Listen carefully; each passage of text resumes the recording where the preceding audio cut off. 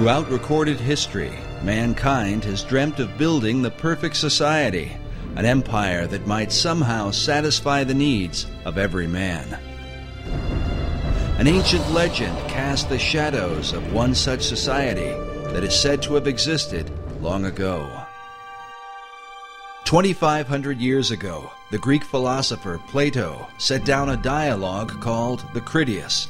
He recounted the story of an ancient Greek poet and statesman named Solon. Solon had journeyed to Egypt in search of wisdom to help the government of his beloved Greece. The Greeks had been beset with factions and troubles, so Solon took counsel from the priests of the city of Sais. An old priest told him, "O Solon, Solon, you Greeks are never anything but children. There is no old opinion handed down among you, nor any science that is white with age." The old priest then proceeded to tell him the story of the lost city of Atlantis. In the centuries that would follow, scholars and researchers have debated whether Plato's Atlantis was intended to be an account of real history or simply an allegorical myth.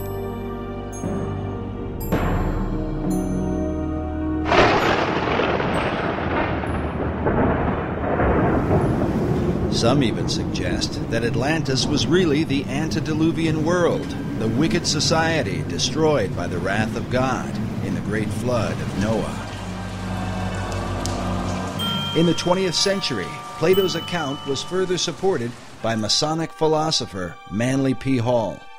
Hall claimed that Atlantis had once been a vast and mighty empire that extended to the whole world, a philosophic commonwealth of nations that one day was destined to be rebuilt. But who would rebuild it? And exactly who was Manly P. Hall? Manly P. Hall was probably the most highly esteemed occultist and Freemason of the 20th century.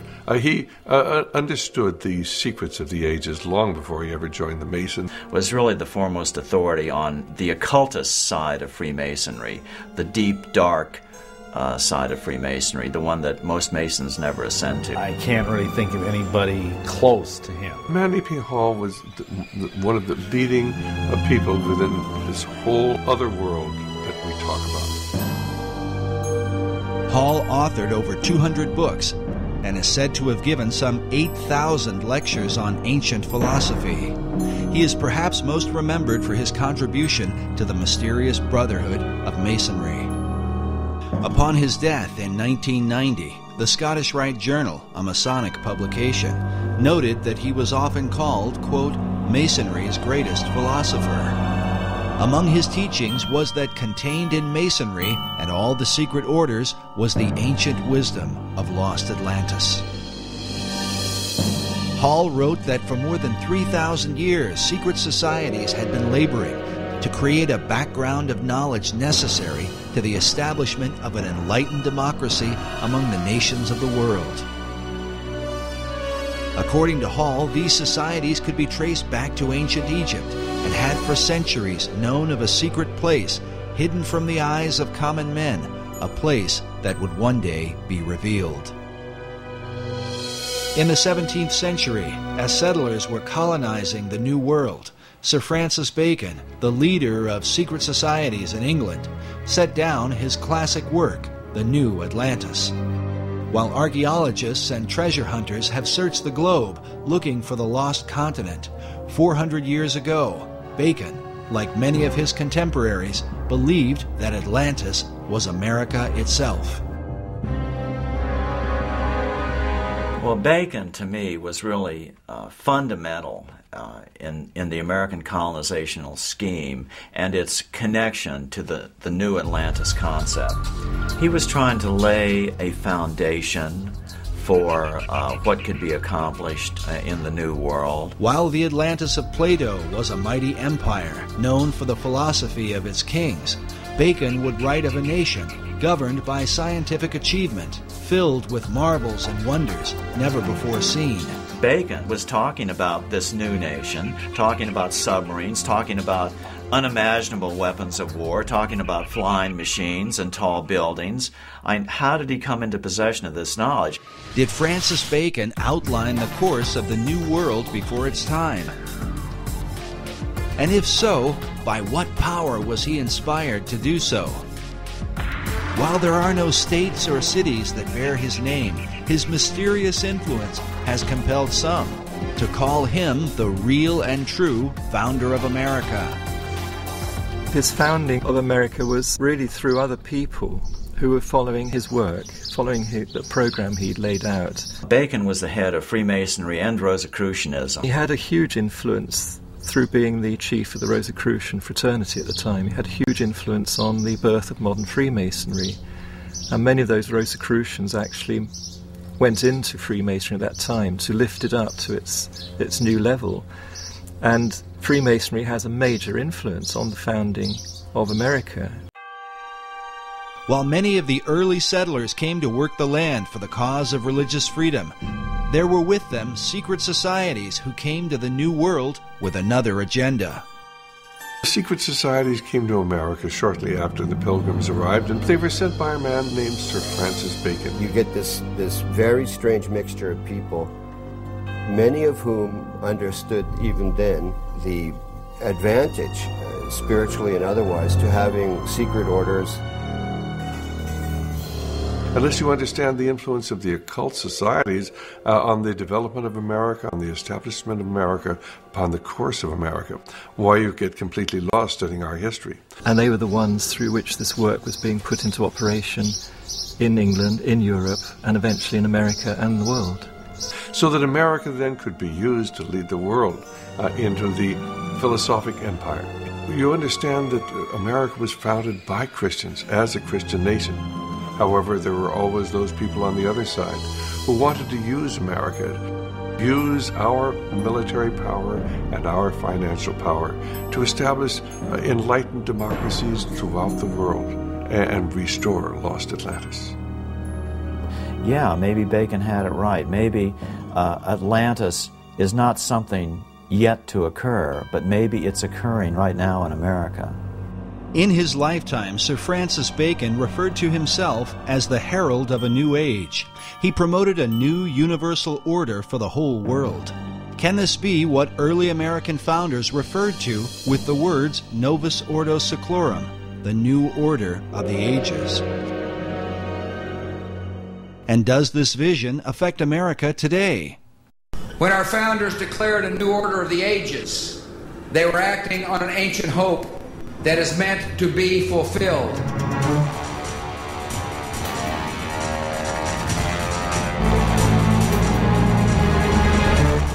As America marches forward, spreading democracy throughout the globe, is she merely promoting freedom or fulfilling an ancient plan?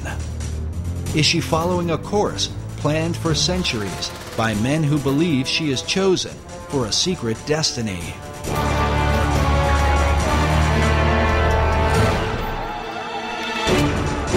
To understand the present and possibly the future, we look into the past as we unfold the secret mysteries of America's beginnings. Can America be the new Atlantis?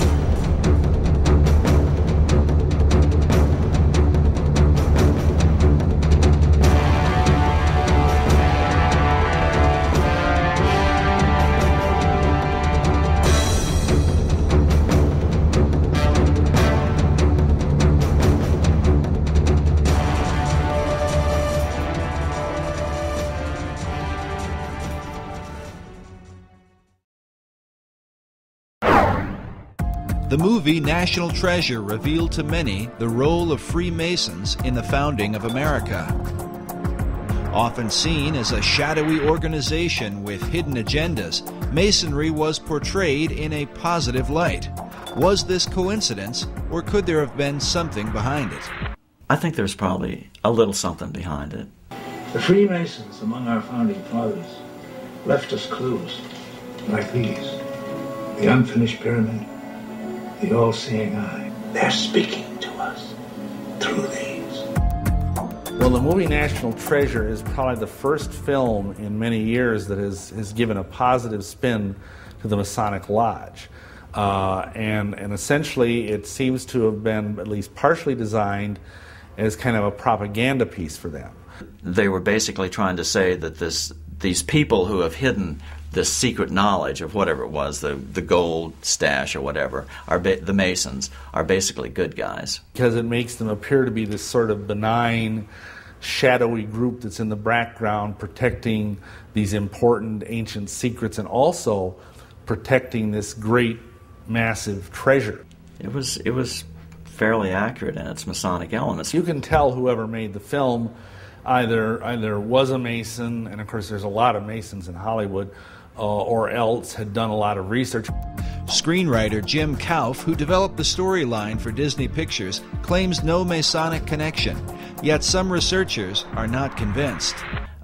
Masons were involved in the writing of that, it seems to me, because then they tried to turn it around and say that that Freemasonry is a good thing, that it has these hidden secrets deep within it, and that someday will be revealed and, bring good things to America, etc. Yet did the filmmakers accurately portray the real secrets of Masonry? The thing I think that's unfortunate about the movie is, other than it kind of glamorizes the Masons, is that it makes it sound like the treasure of Masonry is monetary. That it's this enormous cachet of wealth and gold and jewels and urns and statues and whatever. And really that's not what the treasure of Masonry is. The treasure of Masonry is esoteric wisdom. It is what Masons believe. It is the secret of eternal life and immortality. And that's an entirely different thing. Conspiracy theorists have suggested that the film was intended to mislead. But the question remains, if Masons were involved in the making of the film, what would motivate them to tell a story about a society sworn to secrecy? I think Masons have been pretty desperate over the last couple decades. They've taken a lot of hits, due in at least part to my books. And their membership is declining fast. Men love secrets, and that's just a basic truism. And so if they advertise that through a popular movie, maybe it would generate a little more interest. On one level, the film, I think it does some good in that it does educate people about the origins of our country and the fact that the origins of our country was very much steeped in Masonry. But on the other hand, I think it misleads about the benign nature of Masonry's involvement, and also it misleads by defining the nature of what Masonry has been guarding for the last 3,000 years. But what has Masonry been guarding for the last 3,000 years? The real history of the craft, as it is called, varies from one source to another, and is a continued thorn of controversy. Masons claim biblical origins dating back to Tubal-Cain, the first craftsman, as well as Nimrod, who built the Tower of Babel and founded the ancient city of Babylon. King Solomon plays an important role, as Masons are said to have been the builders of the Great Temple in Jerusalem. No less important is the influence of Gnosticism, sometimes called the mother of Masonry. According to Masonic historian Albert Mackey, Gnosticism is where Masonry gets the mysterious letter G, as seen here in the midst of the Masonic square and compass, a symbol that often adorns Masonic tombstones.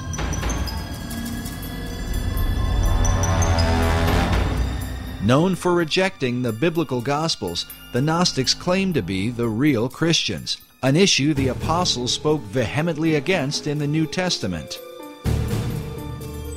The Gnostic Gospels have been promoted by writers like Elaine Pagels and celebrities such as Jane Fonda. It was the Gnostic teachings that formed the heart of Dan Brown's blockbuster book, The Da Vinci Code. The Gnostics were known to express a humanistic view of Christ, a view they are said to have exploited for the purpose of justifying their debauchery of women. Hence the tales of Jesus and his alleged relationship with Mary Magdalene, a view often attributed to the Gnostics and repeated in Brown's controversial book.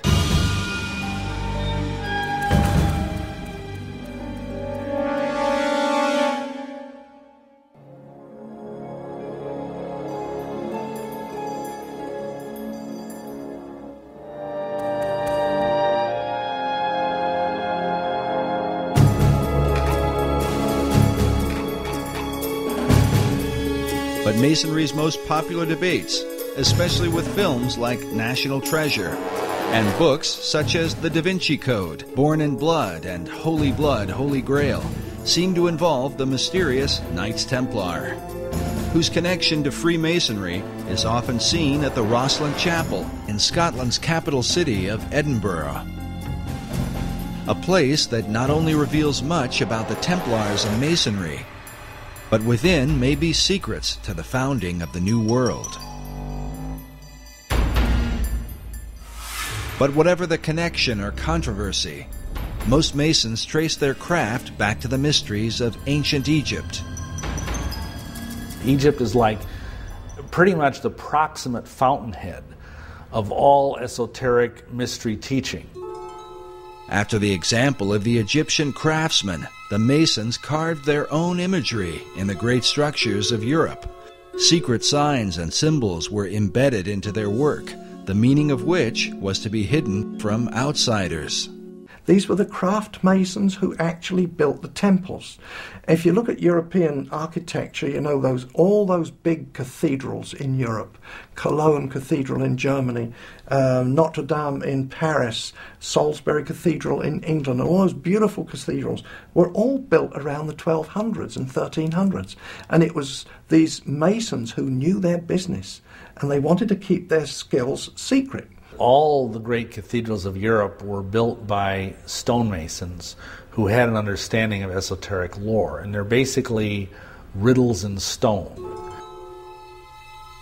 When Masons came to America, they practiced their trade in the same way they had in Europe, embedding secret codes within the design and foundation of the American colonies. Some believe this may account for the geographic location of the 5 great Revolutionary War cities. In particular, Boston, New York, Baltimore, Philadelphia, and Washington, D.C. have all been built in perfect alignment along the eastern seaboard.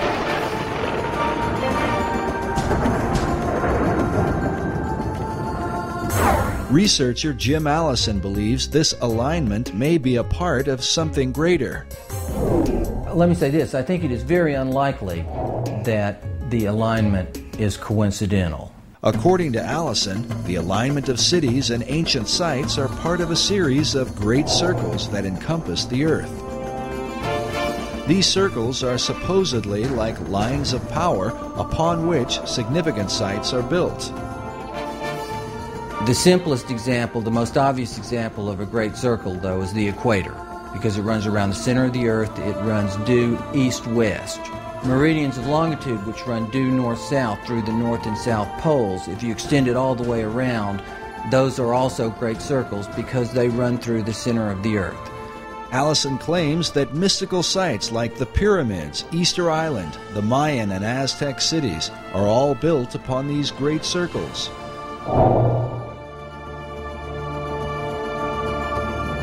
In addition, one of these great circles contains the 5 cities that date back to the era of the American Revolutionary War. Washington, D.C., Philadelphia, Baltimore, New York City, and Boston are in fact aligned. They're fairly close together. The distance from Washington, D.C. to Boston is 400 miles. And as a result of that, you can see the alignment just on a flat map, because the curvature of the earth is not so much over that distance to distort it. But on a three-dimensional map, it's even clearer. But is this just a curious coincidence, or could there be some hidden meaning behind it? In the 1920s, an Englishman named Alfred Watkins noted a series of straight tracks or lines upon the Earth's surface that seemed to connect the ancient monuments and holy sites around the world. What he found was that in a number of cases, a number of these monuments were aligned in dead straight lines that extended from a few miles to, in some cases, many miles. He coined the term ley lines to describe and to explain these alignments. Watkins believed that there are some type of grid lines that run through the earth, of lines of energy or magnetism or electromagnetism or some other kind of attraction over the earth. And that's what he described as ley lines.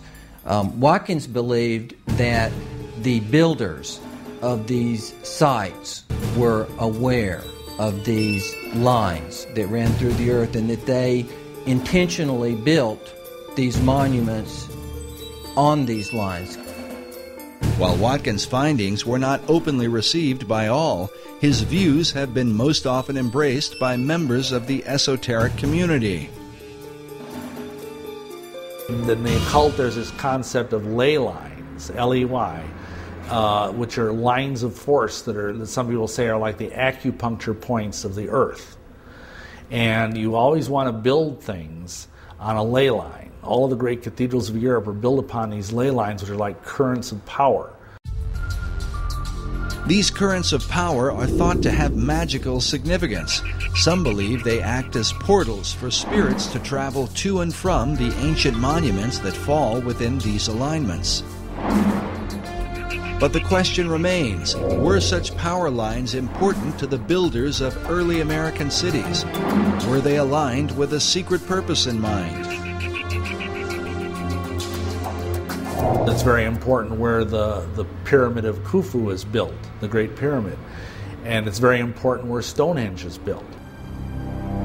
There are several great circles that ancient monuments are aligned with.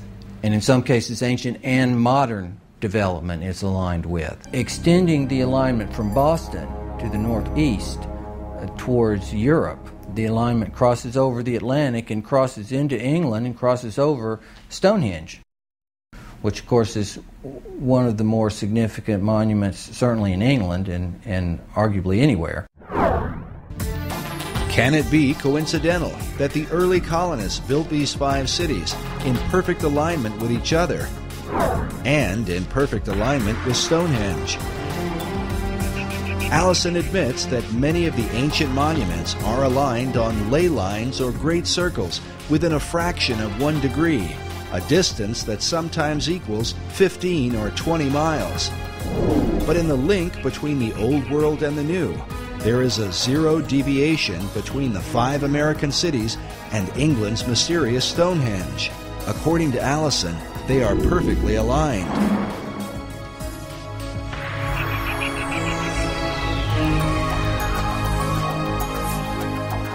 Can such a perfect alignment be unintentional, or the result of some natural attraction of ley lines in the earth? There's some dispute about that amongst people who studied these ley lines as to whether the builders were aware of an attraction and they built it for that reason, or whether there was possibly an attraction that they were unaware of, but nonetheless caused them to build these sites in alignment. But the simple fact is they are aligned. But the evidence continues. America's capital city, Washington, D.C., is said to be positioned on the 77th meridian west, considered a sacred location referred to as God's longitude. In his book, Marking Time, author Duncan Steele argues that the early expedition of Sir Walter Raleigh, known for the lost colony at Roanoke, was not quite the failure it seemed to be. Raleigh's intent, according to Steele, was not really to establish a colony, but rather to capture God's longitude by locating the 77th meridian.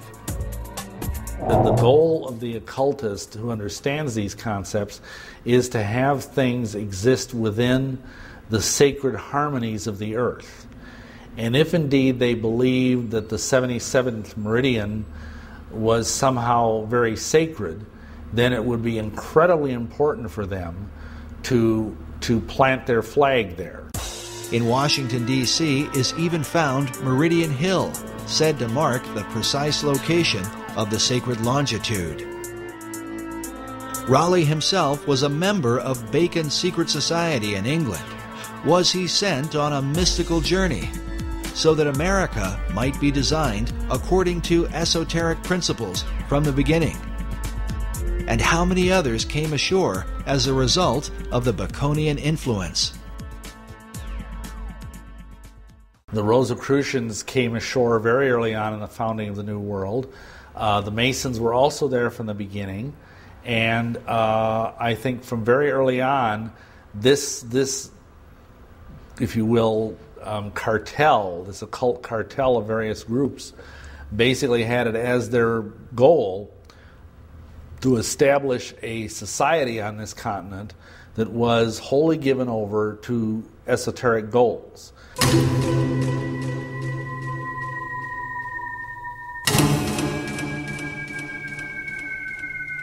The Rosicrucian Order, with its modern headquarters in San Jose, California, has for centuries been linked to Freemasonry. Well, you have to understand that Freemasonry is simply the modern-day manifestation of the ancient mystery religions. The ideas of Masonry have been around literally for thousands of years. And, of course, Rosicrucianism was simply a forerunner of modern-day Masonry. The order takes its name from its primary symbol, the rose and cross. Like Masonry, the Rosicrucians trace their religion to the mysteries of ancient Egypt. Their power base in San Jose centers around an Egyptian museum. There are chapters of the Rosicrucians studying every place across America, and one only has to go up on the internet, and they actually have websites where they recruit people into the Rosicrucian order. People have no idea that these people are even here. Perhaps the reason for their lack of exposure is that they are dwarfed by the chief of all secret societies, the ancient order of Freemasonry. Nevertheless, the Rosicrucians are said to be the first of the secret orders to have opened a door in the New World. The very first that we know of occult beachhead in America was Rosicrucian. I was out on a speaking tour recently, and I had the opportunity to visit the Ephrata Cloister, it's called, in Ephrata, Pennsylvania. And it's where the original Rosicrucian community built its headquarters, right on the east coast of the United States. And that was in the 1600s. And right about the same time that Christianity was establishing its beachhead in America, so was the Rosicrucian order. In the 16th century, Sir Francis Bacon had become the chief of the Rosicrucians in England. Researchers believe that Bacon sent members of this society to America to launch his esoteric empire, the New Atlantis. This 1910 Newfoundland stamp commemorates Bacon's early influence. It reads, "Lord Bacon, the guiding spirit in the colonization scheme." I know that Rosicrucianism today holds Bacon in highest esteem as an active transmitter of the secrets. If you go to the AMORC, the Ancient Mystical Order of the Rose and the Cross, the Rosicrucian Order Center in San Jose, Bacon is everywhere. He's a demigod in Rosicrucianism. But Bacon's influence was not confined to Rosicrucianism. He is considered by some to have been the first to formalize the mystery teachings into a system now recognized as modern Masonry. So Freemasonry up to that point had been very, very much involved with just the craft of building buildings. It had been a guild in this country, and each country had their own type of masonry or Freemasonry.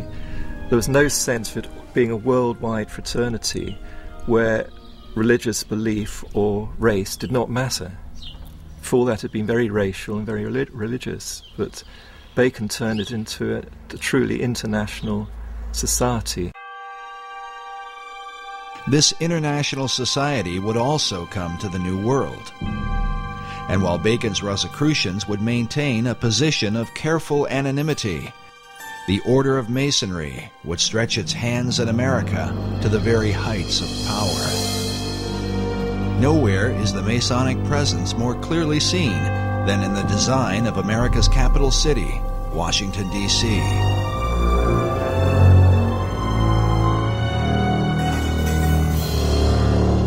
Yes, Washington, D.C. is completely based on Masonic architecture. The whole architecture is laid out in an occult manner with Masonic symbology.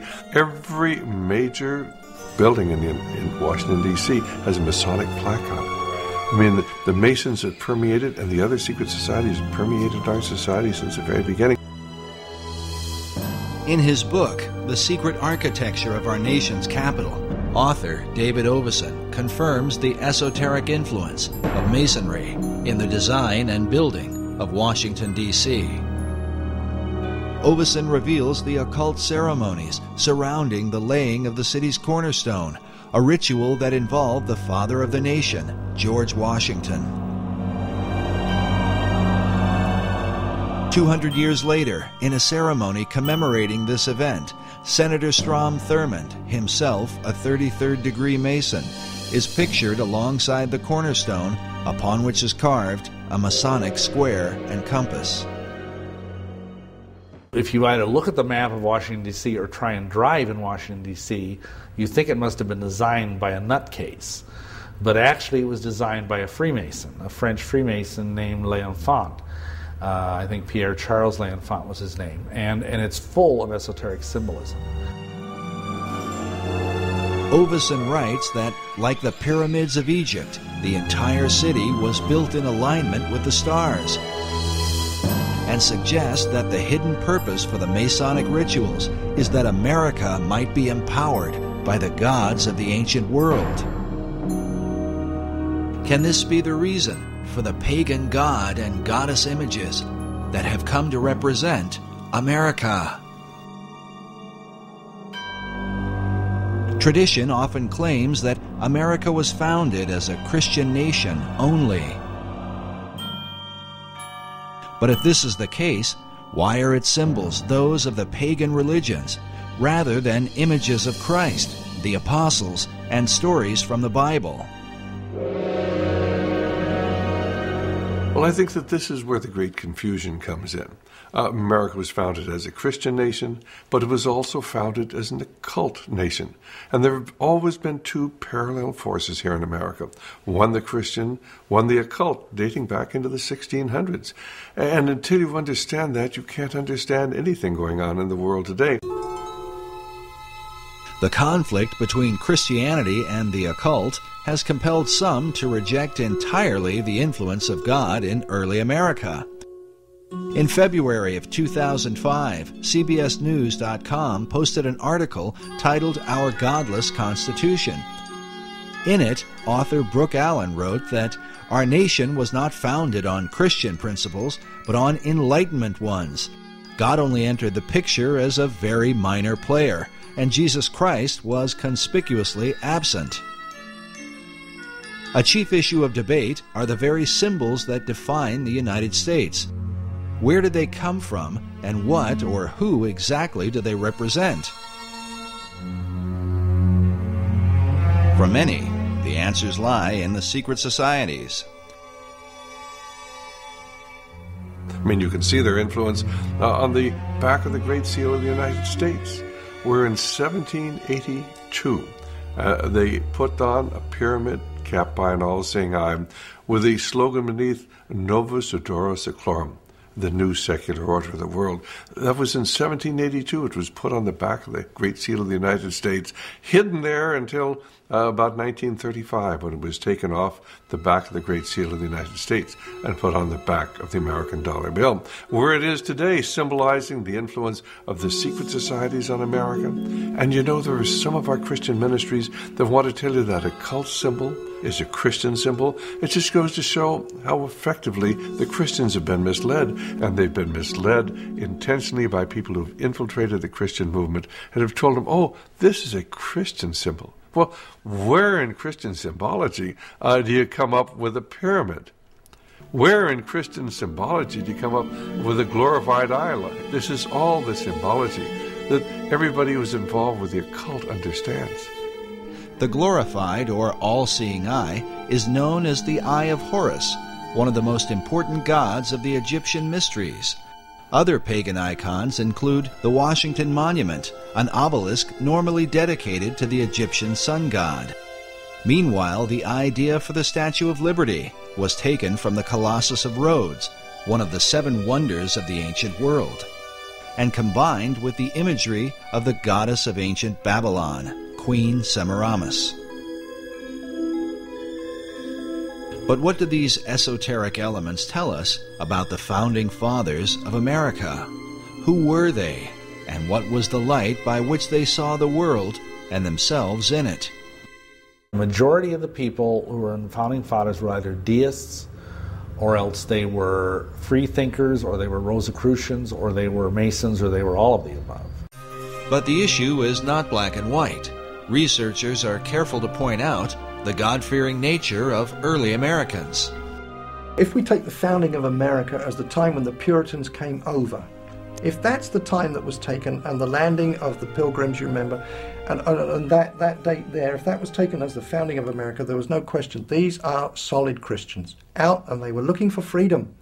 They did not want to be persecuted by either the church in England, which was the Anglican Church, so the Puritans would have been persecuted as dissenters.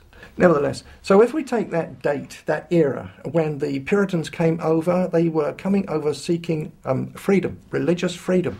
And so they wanted to settle the land and build their little churches and worship the Lord as he told us to do, and in the manner in which he told us to do in the Scriptures. That's what they wanted to do. So without question, it was settled in the beginning as a Christian nation, an opportunity to come over freely. Unfortunately, you got other people who wanted to do the same thing, but they weren't necessarily Christians.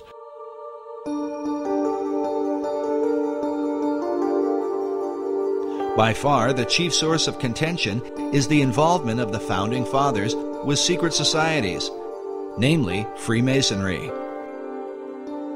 Certainly at the time when the Declaration of Independence was signed, many of these people were involved in Masonry, no question at all about it. But it wasn't because they were dedicated to the esoteric principles of Masonry. Many of these people were strong Christians. In America, initially, the men that were elected, I believe 90% of them were all God-fearing men. People, on the esoteric side want to say, oh, this was a Masonic country. And there's an element of truth in that, because certainly there were many Masons, once America was established, who were working in key positions. I believe the truth is somewhere in between, as it usually is, the two extremes. It's a timeless struggle.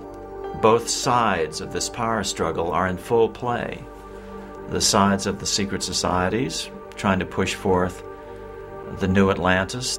And so it doesn't surprise me that most of these men in the Continental Congress or the signings of the Declaration of Independence were Masons or whatever. That doesn't surprise me. It doesn't even bother me, because I know that underneath them is a vast horde of people that were biblical Christians. Masonry's history with America is filled with both mystery and controversy. Because of its secrecy, and because its members are bound by terrible blood oaths, Masons are reluctant to come forward with testimony.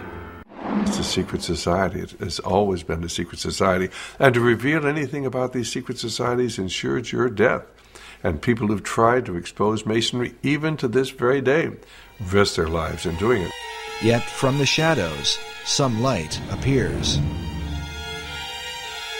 When you actually go into Masonry in the first 3 degrees, why, if you promise that if you are ever reveal any of the secrets of Masonry in the first degree, why you'll have your tongue cut out, and you'll be buried in the sands of the sea up to the level of your neck at the level of low tide. And at the second degree, I believe they cut out your heart, and the third degree, they're going to cut out your entrails and burn them.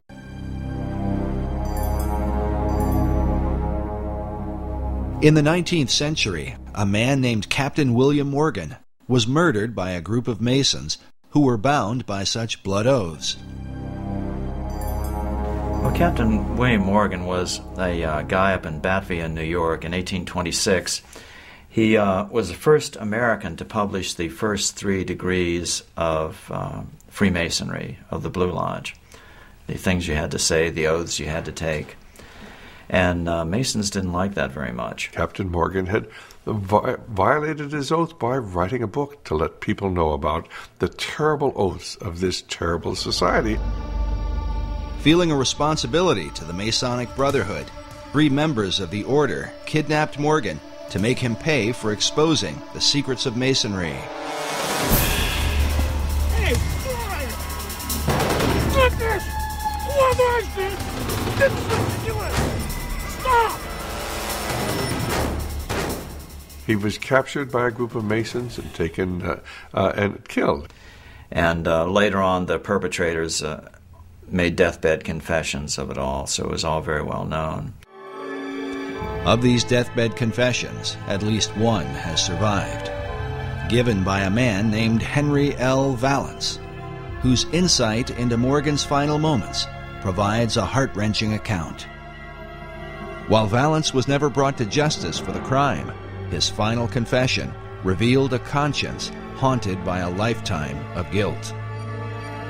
If the mark of Cain wasn't upon me, the curse of the first murderer was. The bloodstain was upon my hands and could not be washed out. Valance revealed how a council of 8 Masons had condemned William Morgan to death. Council, they made a decision and decided your fate. Are you ready to pay for your betrayal? Talk to me, man. I've done what was right. And how Morgan had pleaded for his life on behalf of his wife and children. He commenced wringing his hands and talking of his wife and children, the recollections of whom in that awful hour terribly affected him. Please, my children, my wife. His wife, he had said, was young and inexperienced, and his children were but infants. You should have thought about that before you turned us in, before you wrote the book. May God have mercy on your children, because we will not have mercy on you.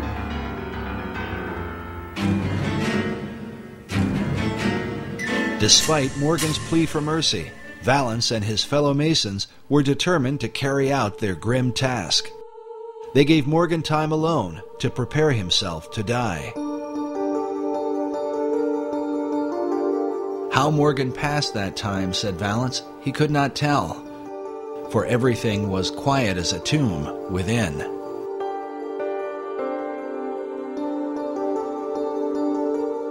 When they returned, they bound his hands and led him away to the awful fate they had prepared for him. The story was he was actually drowned after being mistreated horribly for a period of time.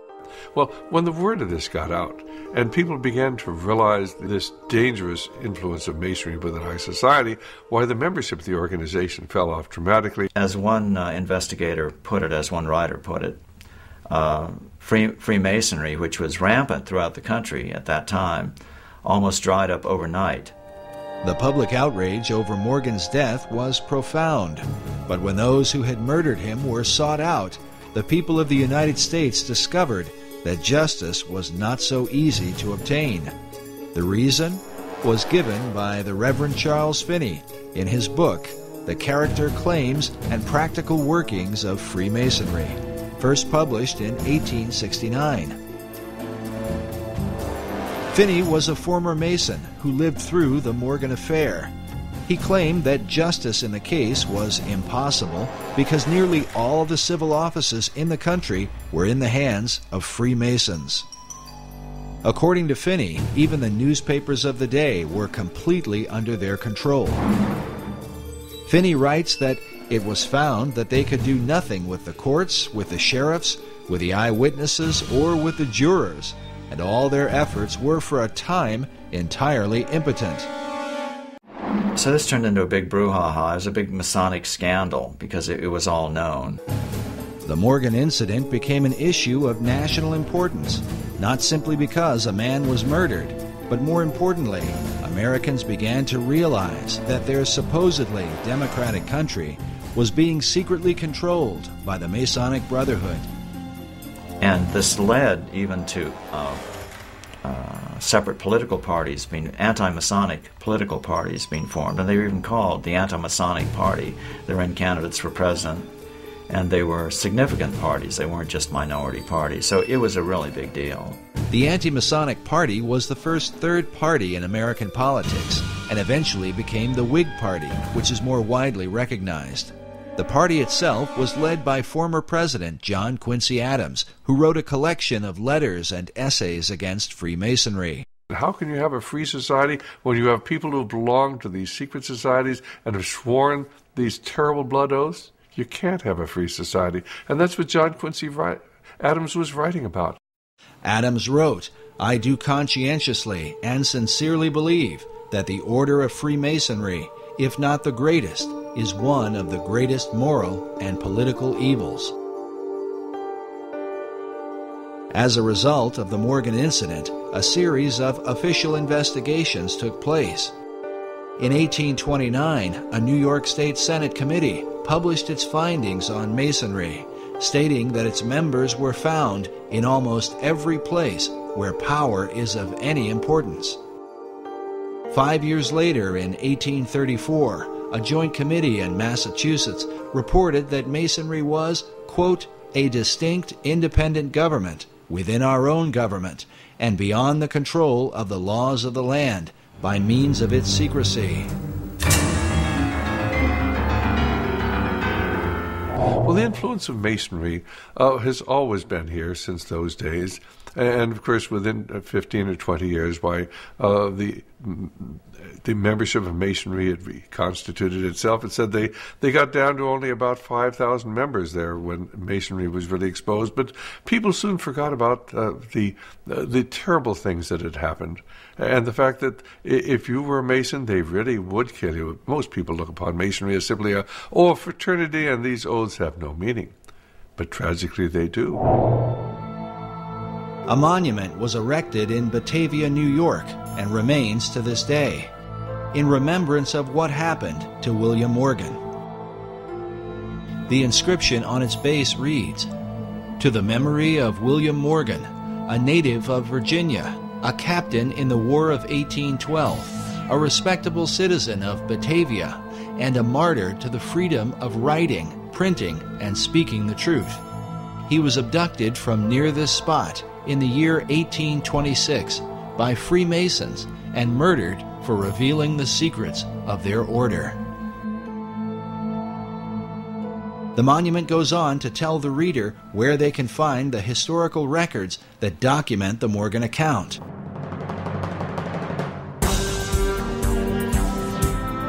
Why would the citizens of Batavia have gone to this length?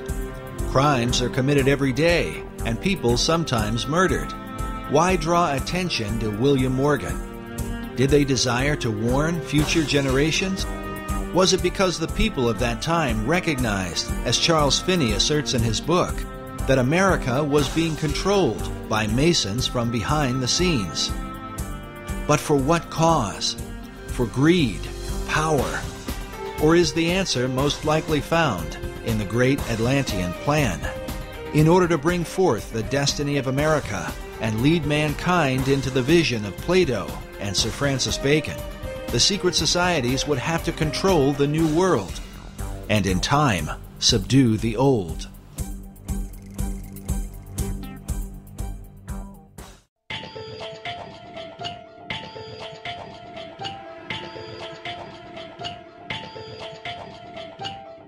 But how to bring about this utopian empire?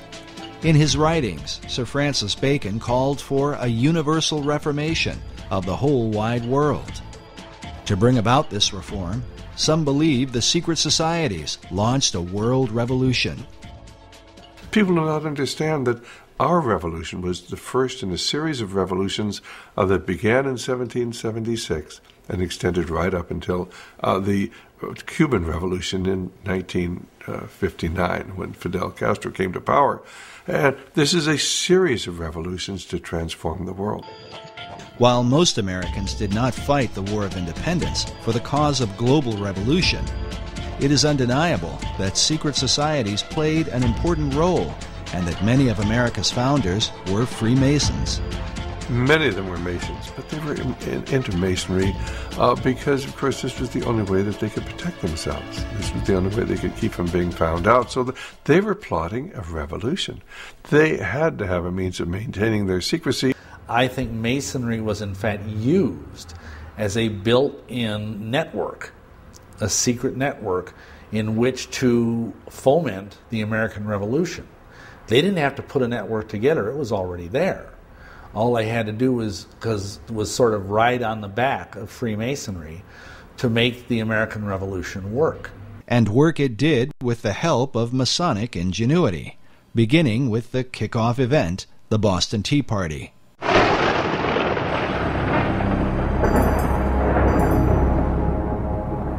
And what was the Boston Tea Party? Who was behind that? Who were the raiders of the English tea ship? Admittedly, at this point, it was the Masonic Lodge in Boston. They were all Masons. It was the Masons wanting to implement this revolution. The leader of the men who dressed up like Indians and threw the tea into Boston Harbor was the legendary Paul Revere, whose famous ride would alert Americans that the British were coming. Pictured here with a teapot commemorating his rebellion, Paul Revere was a prominent member of the Masonic Order. George Washington, known as the father of our country, along with many of his generals, were also Masons. Yet Washington's involvement with Masonry is hotly debated. Our information is that he did not do anything with the Masonic Lodge for the last 30 years of his life. The debate centers around a letter written by George Washington to the Reverend G.W. Schneider on September 25, 1798, just 15 months before Washington's death. In the letter, Washington says specifically, "I must correct an error you have run into of my presiding over the English lodges in this country. The fact is, I preside over none, nor have I been in one more than once or twice within the last 30 years. And in Washington's case, I defend him by saying the Masons are very secretive. When they approach a man to be a member of their organization, they will not and cannot tell him what it's all about. But what they can do is to say, well, you see, there were all these famous people. They were Freemasons, and they can name off the kings, and today, of course, they can name off Washington. And so the candidate will then argue to himself, well, who am I? I'm just a little guy, or I might be a senator, but nevertheless, who am I compared with these? If it was good enough for them, surely it's good enough for me. If it's secret, it's going to be a good thing. So they get in, and they're not told the whole story. They're not told in the first, second, or even third degree. They're not told the whole story, but little by little, as they acquire more knowledge, and as they are deemed to be faithful to the cause, they are told more. And that's just how they get the people in.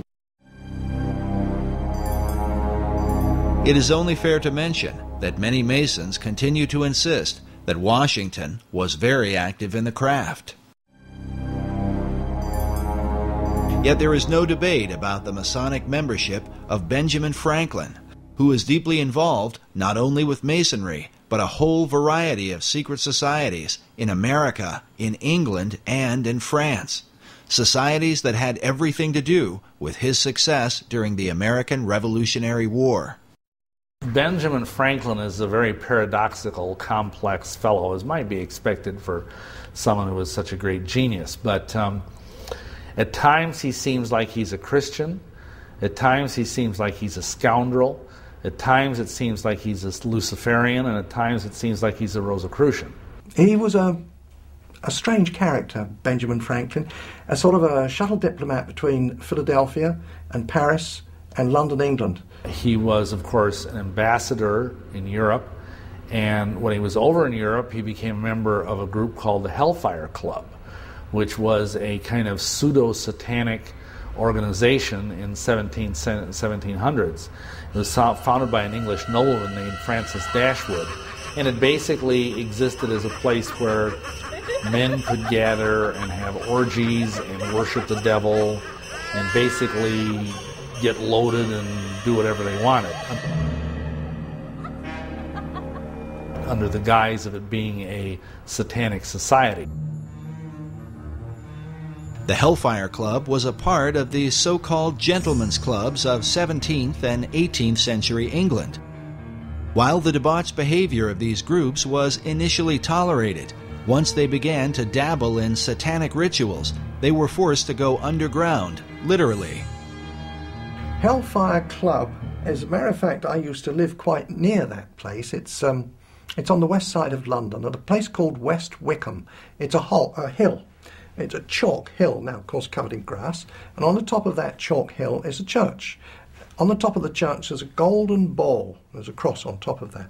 Now that's a Christian church, but inside the hill is a cave. Often those chalk hills, they do have caves inside them. It's the way they're formed.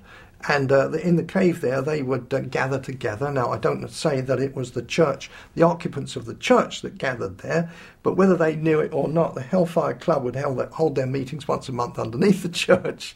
And Benjamin Franklin would go and visit that at the times when he came to visit England, yeah. He was very much apparently into some of the ideas of the esoteric movement of his day. A book on witchcraft, magic, and the supernatural claims that Benjamin Franklin often came to Sir Francis Dashwood for information on the occult. Dashwood himself was said to be a Rosicrucian and leading member of the secret orders. In this portrait, we see a young Francis Dashwood with his hand posed in a fist-like position. In Masonry, this hand signal is known as the lion's paw, and is used in Masonic ritual. Among Satanists, however, this same gesture is said to be called the devil's claw. While it cannot be said how deeply involved Franklin was with the occult, the Hellfire focus on drinking and debauching women would certainly have agreed with his character. He was very famous for being a ladies' man. He was very much a playboy, which of course would be contrary to being a devout Christian. The Hellfire Club had great disdain for Christianity. In fact, they did not call themselves Hellfire, but rather the monks of Medmenham Abbey. Such parody was the influence of a French priest named François Rabelais, condemned as a heretic for writing a series of perverse comedies called Gargantua and Pantagruel. In them, Rabelais mocked religion, glorified immorality, and defended man's right to pursue without restraint the desires of his own will. Adopting his philosophy, the Hellfire motto was, "Do what thou wilt shall be the whole of the law." Could this have been what attracted Franklin to the group?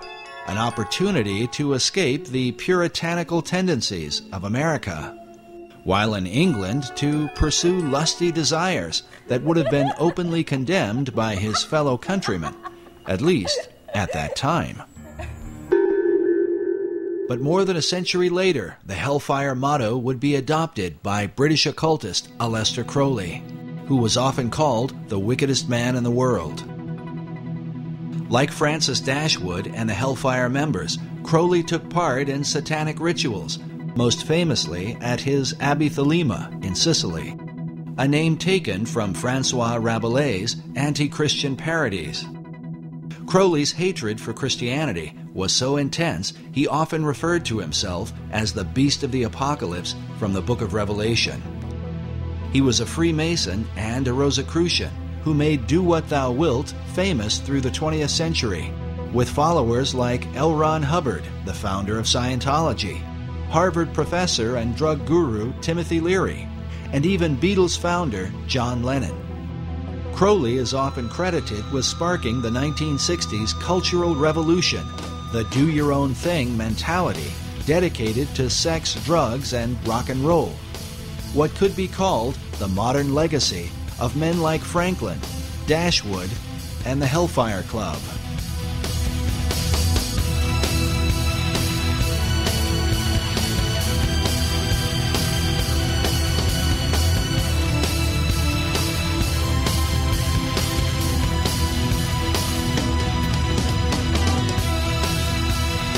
But wait a minute.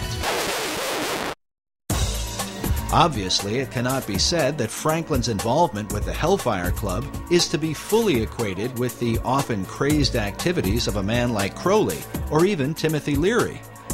Still, one must wonder what Franklin was doing with a group of immoral aristocrats who dabbled in devil worship, even if they were just kidding around, as some have suggested. Is it likely that this legendary founder of America, the man who discovered electricity, invented the bifocals, and co-authored the Declaration of Independence, simply spent his time in England getting drunk and seducing women? Franklin was known to be a crafty fellow. Could his dealings with Dashwood and the Hellfire Club have somehow been a part of a greater agenda? After all, Sir Francis Dashwood was no ordinary drunken rake. He also happened to be a member of the British Parliament and was a close friend and advisor to King George III, the man the American colonists would rebel against. The Hellfire Club itself were made up of English nobility, some of whom held high offices in the king's government. Was it mere coincidence that these men, close friends of Franklin, just happened to be in power when the British were defeated? In his book, The Occult Conspiracy, author Michael Howard chronicles how Benjamin Franklin came to England in 1758 to discuss the future of the American colonies with Sir Francis Dashwood. Meanwhile, British historian Richard Deacon, in his History of the British Secret Service, claims that Dashwood's Hellfire Club functioned as a center of English espionage. Because of Franklin's many clandestine activities, some involving a British double agent named Edward Bancroft, Deacon and fellow historian Professor Cecil B. Curry speculate that Ben Franklin may have been a covert spy for the British government, known either as Number 72 or with the code name Moses. But was Franklin working for the British? Or were secret powers within the king's own government working with Franklin for the ancient plan of all secret societies, the New Atlantis? Why would British intelligence refer to Benjamin Franklin as Moses? Normally, enemies are given names like Carlos the Jackal or the Butcher of Baghdad. But Moses? Was the name itself a kind of cipher or secret code? Had they already determined that as Moses led the children of Israel from the bondage of Egypt, so Franklin would lead the American colonies to freedom from King George? Could this be why Benjamin Franklin's initial design for the Great Seal of the United States was that of Moses, standing on the shoreline of the Red Sea as the waters destroyed Pharaoh and his army, with the motto, "Rebellion to tyrants is obedience to God"? Coincidence? Maybe. Yet in his book, America's Secret Destiny, author Robert Hieronymus, whose doctrinal thesis on the reverse of the Great Seal has been used by the White House, the State Department, and the Department of the Interior, makes the comment that Franklin's design for the seal represented, quote, how he viewed America's birth and destiny. Did Franklin really see himself as Moses, defeating King George, the colonial pharaoh, with the help of Dashwood and the Hellfire Club? An alarming theory. But for British intelligence to undermine King George on behalf of a secret agenda should not be terribly surprising, at least not to the modern American. Consider the conflict between President John F. Kennedy and the CIA during the Bay of Pigs invasion. The CIA reportedly lied to the president on behalf of their secret agenda involving an assassination attempt on Fidel Castro, something that would later lead to the Cuban Missile Crisis. JFK was so surprised at their power, believing it to be a threat to the American people, he vowed to shatter the CIA into 1,000 pieces. Or what about the Iran-Contra affair, where President Ronald Reagan stated emphatically that the U.S. was not providing arms to Iran in exchange for hostages being held by pro-Iranian terror groups? In spite of the wildly speculative and false stories about arms for hostages and alleged ransom payments, we did not, repeat, did not trade weapons or anything else for hostages. But Reagan soon returned with an apology once he learned that, yes, the U.S. was illegally selling arms to Iran, an enemy country. The profits from the sales were then being used to finance a secret CIA operation involving the Contras in Nicaragua. As with JFK, Reagan claimed that he had been manipulated and lied to by secret powers within the intelligence community.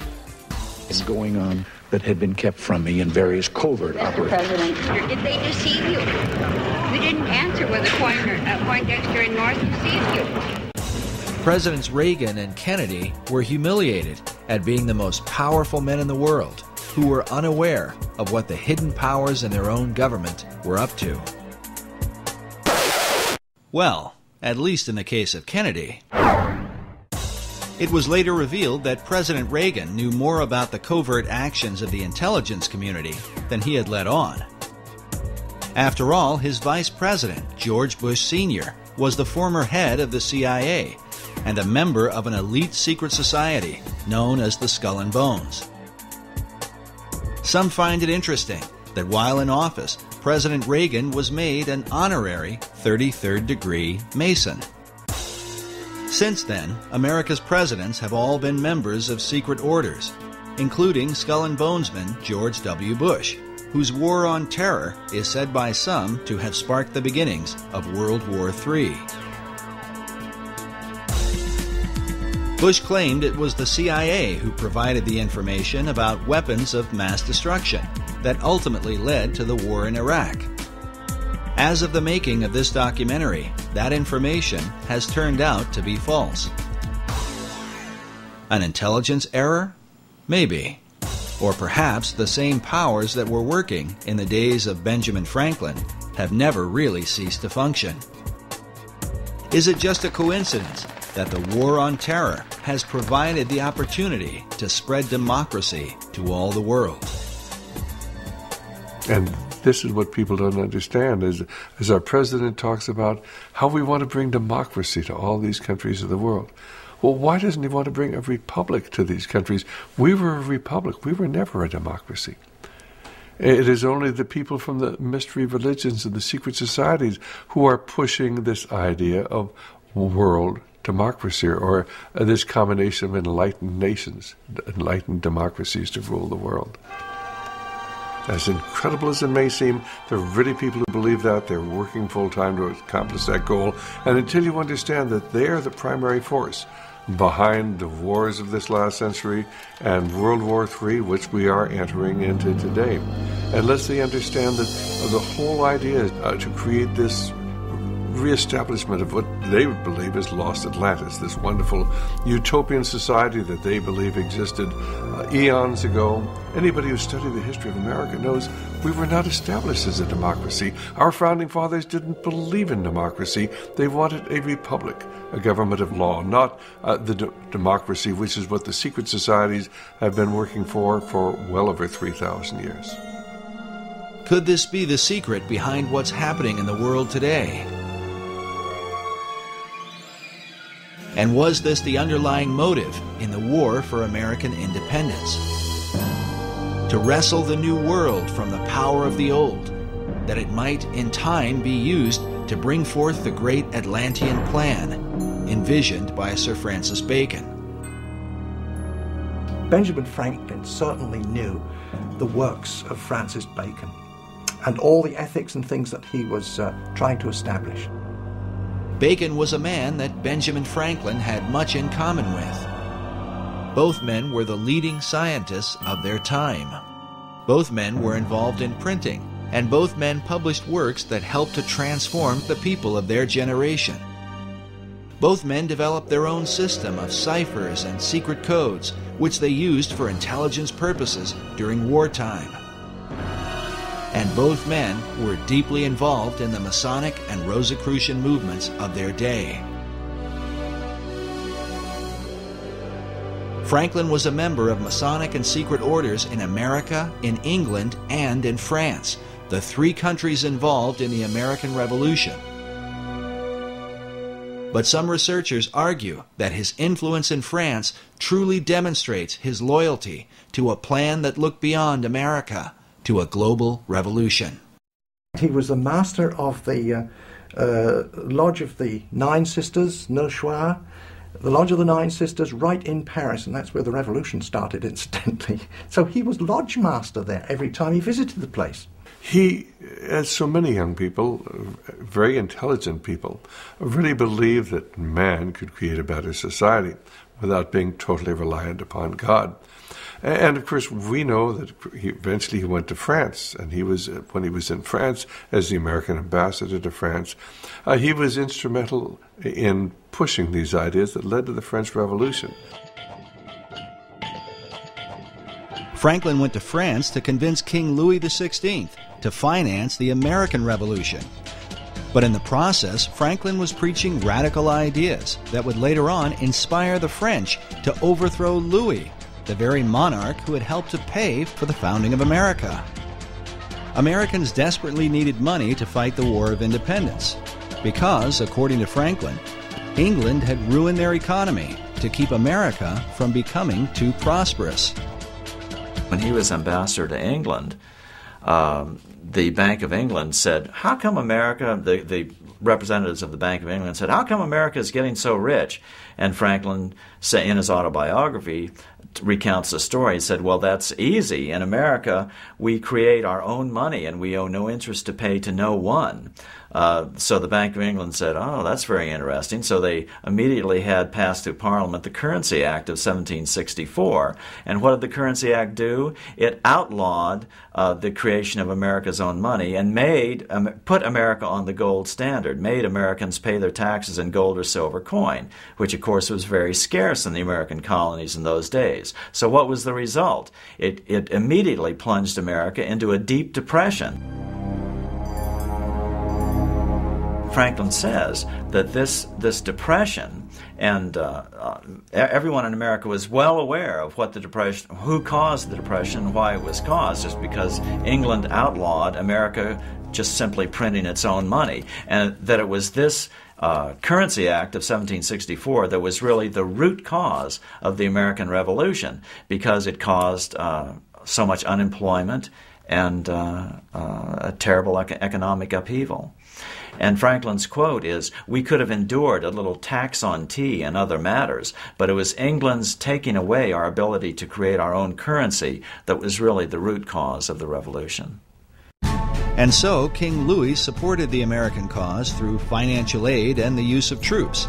But some years later, many of the French soldiers who fought for America would return to France to fight the French Revolution. Among their leaders would be an American hero, the Marquis de Lafayette, who served alongside George Washington.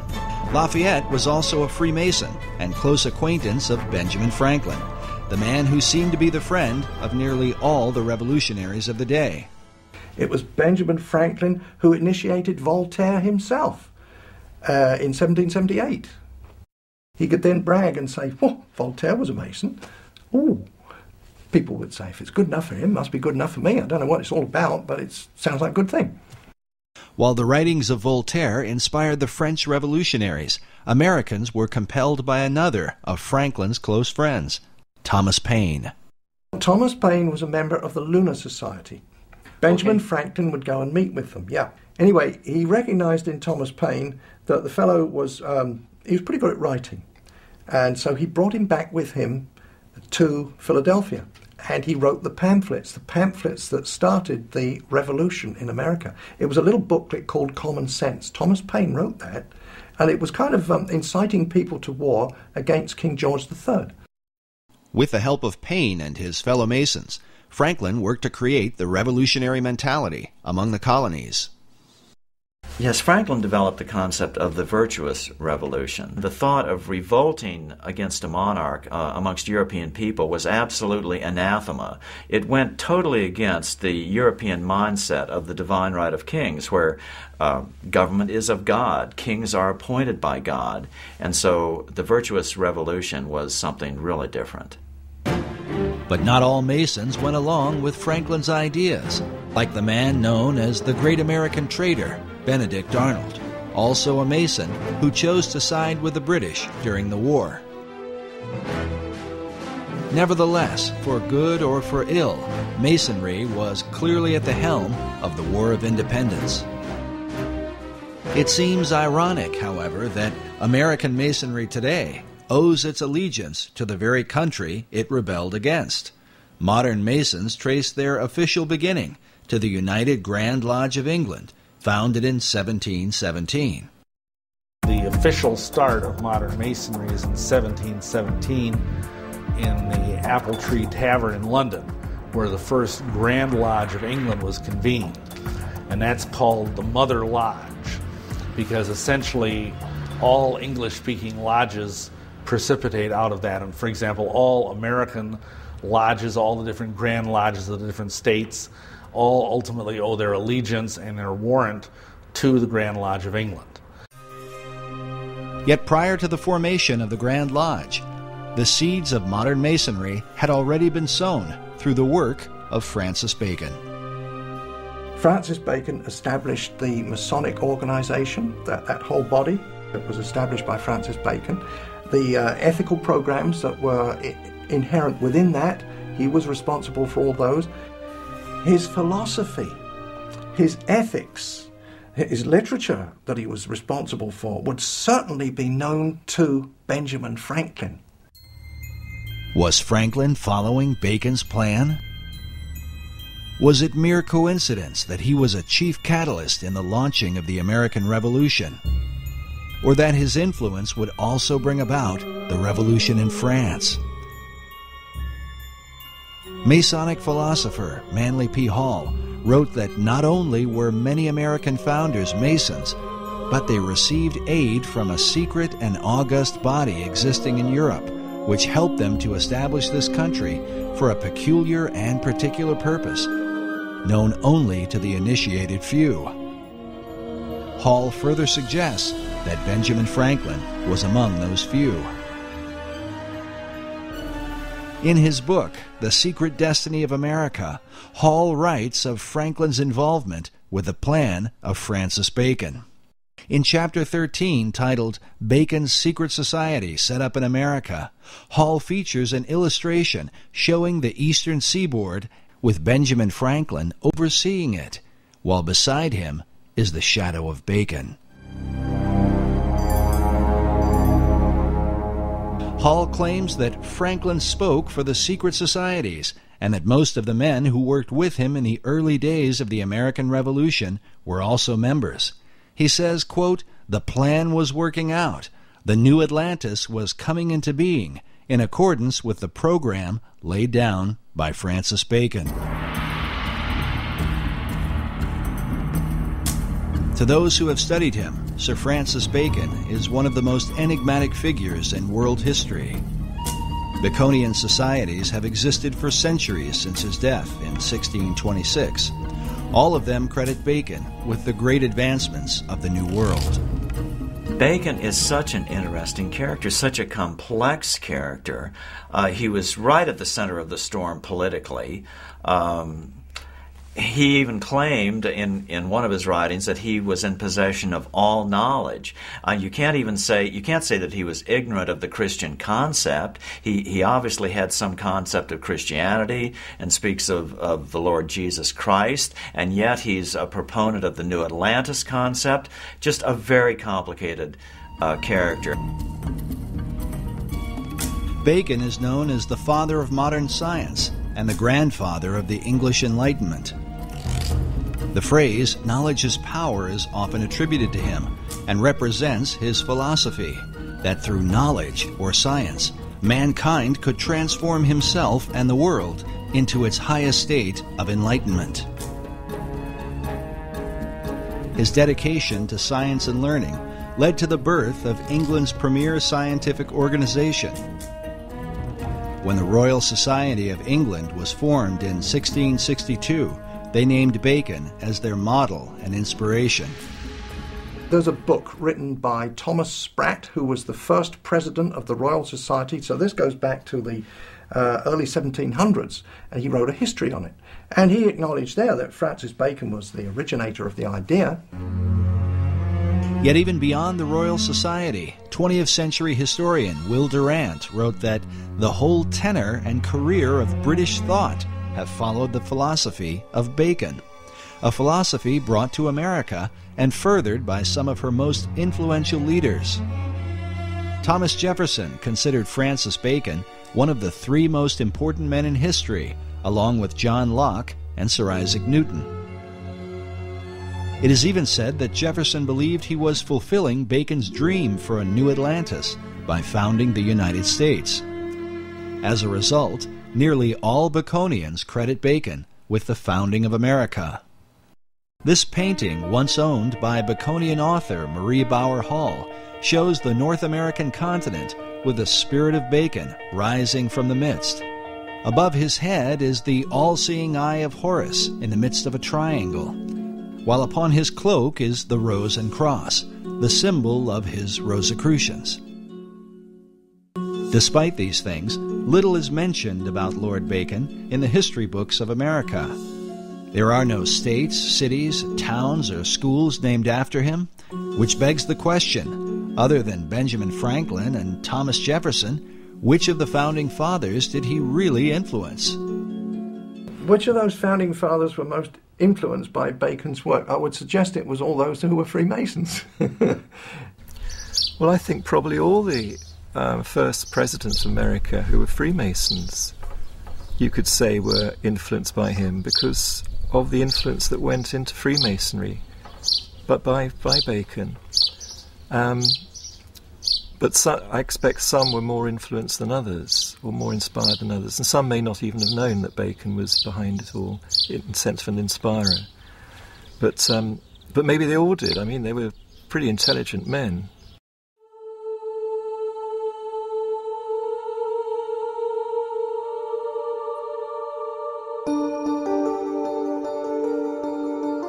Bacon is considered by some to be the first Grand Master of modern Freemasonry. While the craft would not be officially established until after his death, it was Bacon who mapped out the plan for the ultimate aim of Masonry and all secret societies, the establishment of a new Atlantis. Peter Dawkins is the founder and president of the Francis Bacon Research Trust in England. He has dedicated more than 33 years to the study of Bacon, having written some 14 books about him, with titles such as Building Paradise and Francis Bacon, Herald of the New Age. My research into the life and work of Francis Bacon and all those connected with him, which also takes me back into the wisdom traditions, which I'm very interested in, and into also things like the founding of America, the spread of modern science, and many other fascinating subjects. It's like a gateway into a huge wealth of information and knowledge for today. Dawkins' work is supported by the Pro-Grand Master of English Masonry, the Marquis de Northampton. The Grand Master in England is Prince Edward, the Duke of Kent. Because he is a member of the royal family, Masonry allows Prince Edward to appoint someone to act in his place. As such, the Pro-Grand Master, Lord Northampton, is the acting head of all British Freemasonry. While he declined to be interviewed for this documentary, in his correspondence with our producer, he made it clear that he supports Dawkins' research and considers him an expert on Sir Francis Bacon. This is significant because the Northampton legacy dates back to the time of Bacon and Queen Elizabeth I. Today, Lord Northampton holds authority over Canonbury Tower, where Francis Bacon lived in his lifetime and where he is said to have met with his secret societies. It's a fascinating building, and quite a lot of it's still left. It was once a big mansion house, and there's one wing of it left, and also a tower, which was at the end of another wing, which has disappeared. And this tower is known as Canonbury Tower. And the whole mansion itself was enlarged and decorated by a man called Sir John Spencer in Queen Elizabeth's time, and he'd had a year as Lord Mayor. He was quite an important guy in the City of London, and very, very wealthy merchant. And he had a home in London itself, and he also had Canonbury Mansion as his country home, because then it was in the country. You know, now it's just surrounded by London, you know, part of London, but then it was in the country, up on a hill, and a wonderful place to go to get the country air and good for your health. And Sir John Spencer was clearly involved with Freemasonry and the early Rosicrucian group, and he embellished all the rooms of the house with special carvings on the oak panelling, which have Masonic and Rosicrucian themes.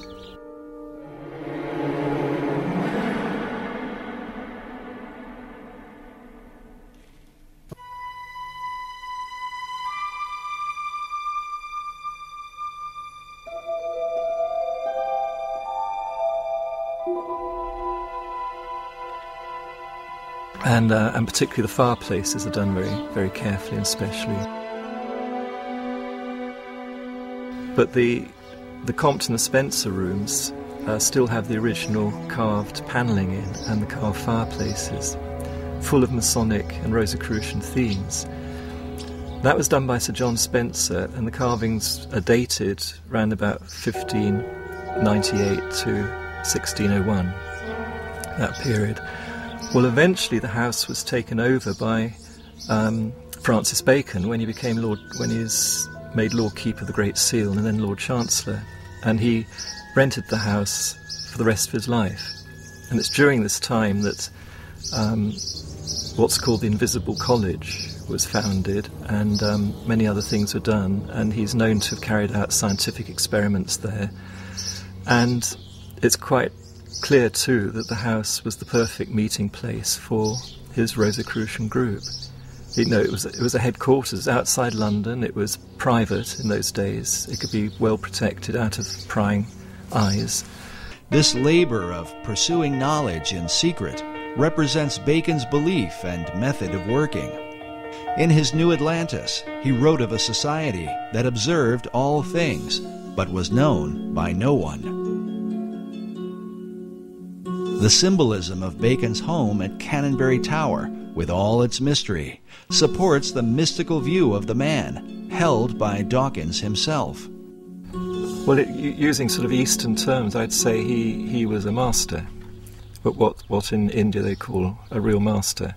But he was here in Europe, in the UK, or in England at that time. And he was just an extraordinary being. I actually think that he was the one that Paracelsus made the prophecy about, called Elias the Artist, referring to Elijah. And in tradition, Elijah is said to come again and again to prepare people for the coming of the Messiah, or coming of the Christ, which has many different interpretations. And Bacon himself called himself the herald of the New Age, which is the title of Elijah. The question posed by critics of Baconian theology is, what Christ did Bacon come to herald? Was it the Christ of the Bible, or the Christ of Masonry and the ancient mystery religion? In the ancient mysteries, a trinity is also recognized, and is represented by a symbol that is little talked about, but one that some believe stands at the heart of all the Masonic tradition. It is known as the 47th proposition of Euclid, or the Pythagorean theorem. Manly P. Hall illustrates and explains the occult symbolism of this theorem in his book, The Secret Teachings of All Ages. According to Hall, the right triangle represents this trinity. The perpendicular side symbolizes the masculine, or divine father, while the base represents the feminine, or divine mother.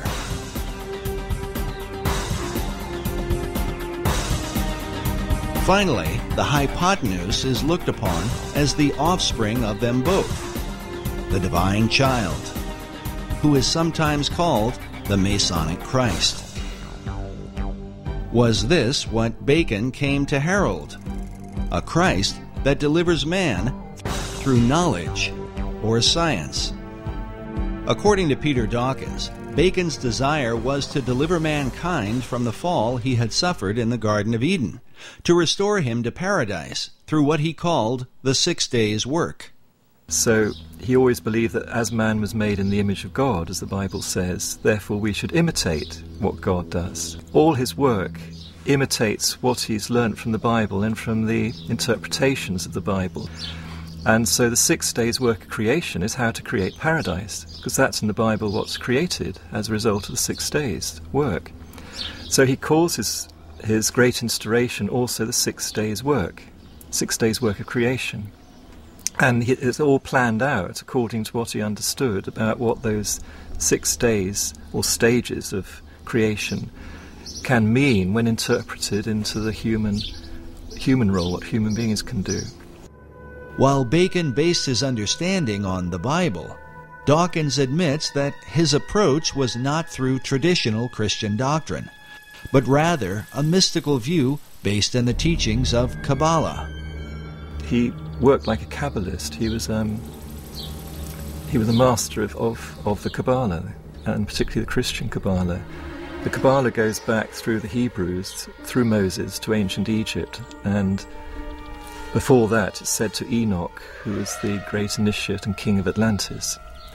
And it said all the teachings come from Enoch, including this Kabbalah. And Bacon was a great master of Kabbalah. His whole work is based on Kabbalistic principles. While explaining Kabbalah could go on indefinitely, it might be generally called the Jewish version of the ancient mystery religion.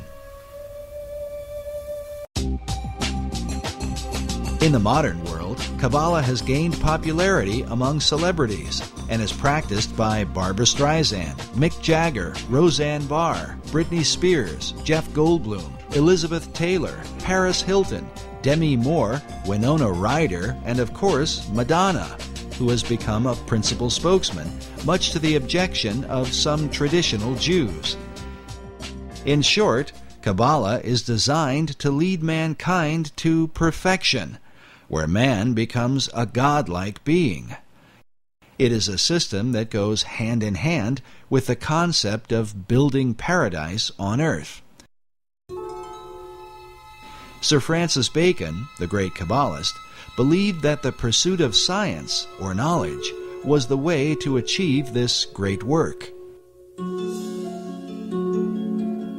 Most schoolboys used to know who Francis Bacon was and what he contributed to our knowledge today, and it was the method of science. Well, his first most public and fundamental effect he had was to form the basis of modern science, which is the experimental method. So he promoted what Socrates had also promoted, which was to not just think in your mind and argue, through arguments and so on, which is an Aristotelian method, but actually go out and look what is there in reality, in nature, and study nature and derive your thoughts and ideas from that and base experiments on that to see if they work.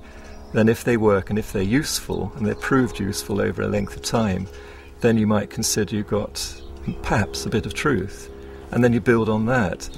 Well, up to Bacon's time, most of what one could call science, which was not really properly existing as such, except in the mystery schools, in all university, academia and so on, was just producing arguments after arguments. You see, up until Bacon's day, it was the church that was in control, and in fact the church was in control up until about the 1800s. So the church was in control, but the church hierarchy wasn't necessarily pure Christian. There was a lot of people that were there because they could handle 3 or 4 languages and they had great intellect, but were they Christians? Real Christians? No, likely they were not. They knew their scripture, of course, but they were operating by the world system, and so the world system corrupted them. This corruption extended to their powers of discernment. While the Bible teaches that men should prove all things, many church academics in the Middle Ages trusted in an unsound method of deductive reasoning based upon a faulty understanding of the Scriptures. And typically it would go this way, to give an example. They would take from the book of Acts where it says, and the gospel was preached to the whole world. That's one statement. Now the common statement that goes with that is, but the disciples and the apostles never went to the whole world. And therefore you could deduce from those two statements that, well, there were no people on the other side of the world to preach to. You see, well, obviously were, because the explorers found there were people in Australia and Tasmania. Years later they found that. So there were other people on the other side of the world. So you see, they got the wrong deduction using that method of deduction. And that's what Francis Bacon pointed out. He said there's so much nonsense. And so Bacon set out to establish a scientific method, one by which mankind might achieve all knowledge. Through this method, Bacon sought to bring forth a light that would eventually disclose and bring into sight all that is most hidden and secret in the universe.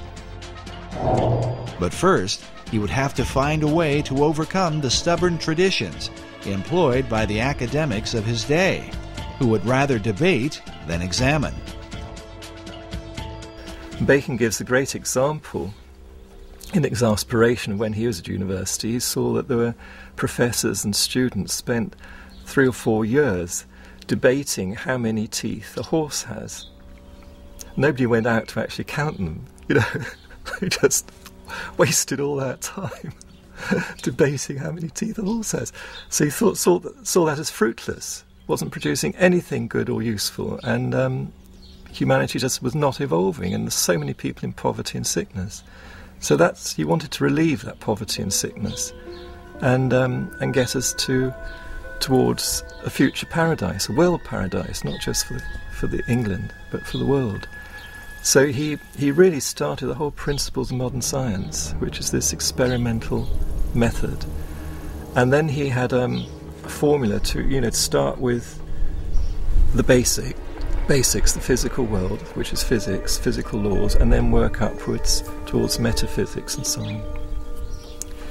He couldn't talk too openly when it got to metaphysics, because it landed him in trouble with the religions of the time, who were at war with each other. So he had to do that in a more careful way, more veiled way. But right about it he did.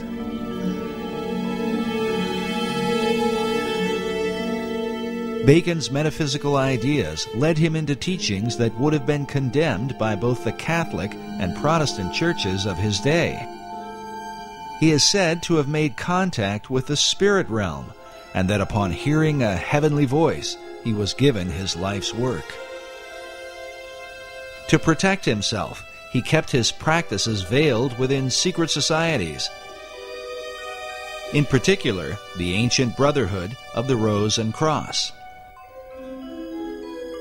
The Rosicrucians had long believed that powers and principalities from the spirit realm possessed secret knowledge that might be used for the benefit of mankind. These and other teachings were to be kept hidden from those considered profane, and especially from the Church. The Rosicrucians had to be a secret society. Their object was to discover God's truths after him. But some of their methodology was bordering on witchcraft. For instance, the transmutation of base metals into gold. They claimed they could do it. I don't think so. They claim that they could communicate with angels and demons. Well, in the first place, the scripture tells you not to do it. But their idea was that if you could do that, surely those people, those creatures at least, the angels and the demons, they know a lot of things that we don't know. After all, they've been around since time immemorial. And they are familiar with heaven itself, so surely they can tell us many secrets. Well, the church, you see, would take a dim view of that, and they could be put to death for that sort of thing. The Rosicrucian Society had been formed in England prior to Bacon's birth, in part for the purpose of protecting Queen Elizabeth I.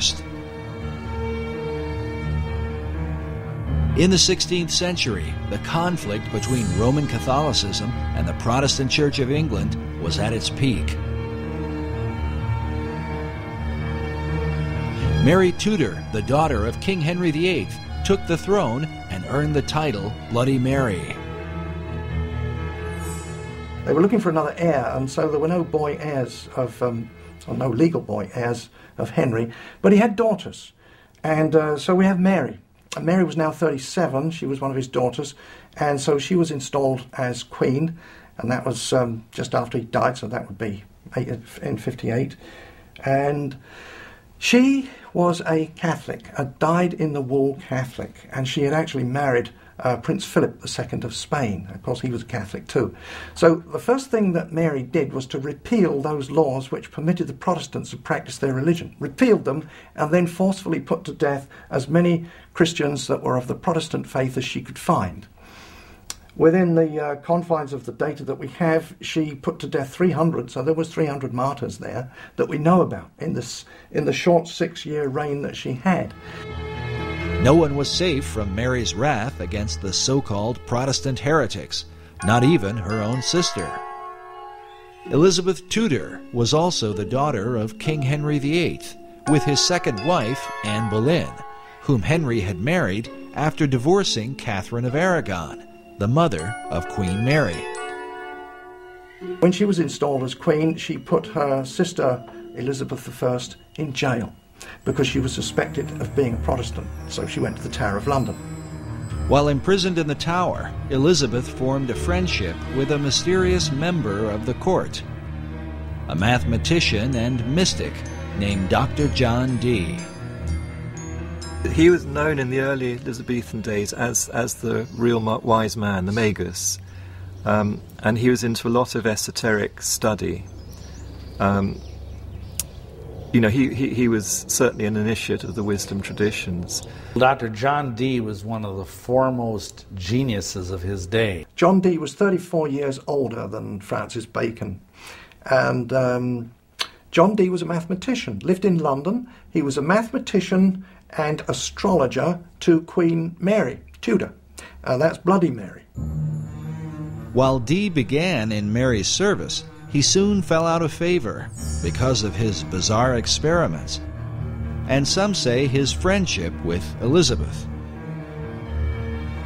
In any case, Dee was imprisoned under suspicion of sorcery, an accusation that would follow him throughout his life, and one that seems not unfounded, considering his system of magic is still practiced by many occultists to this day.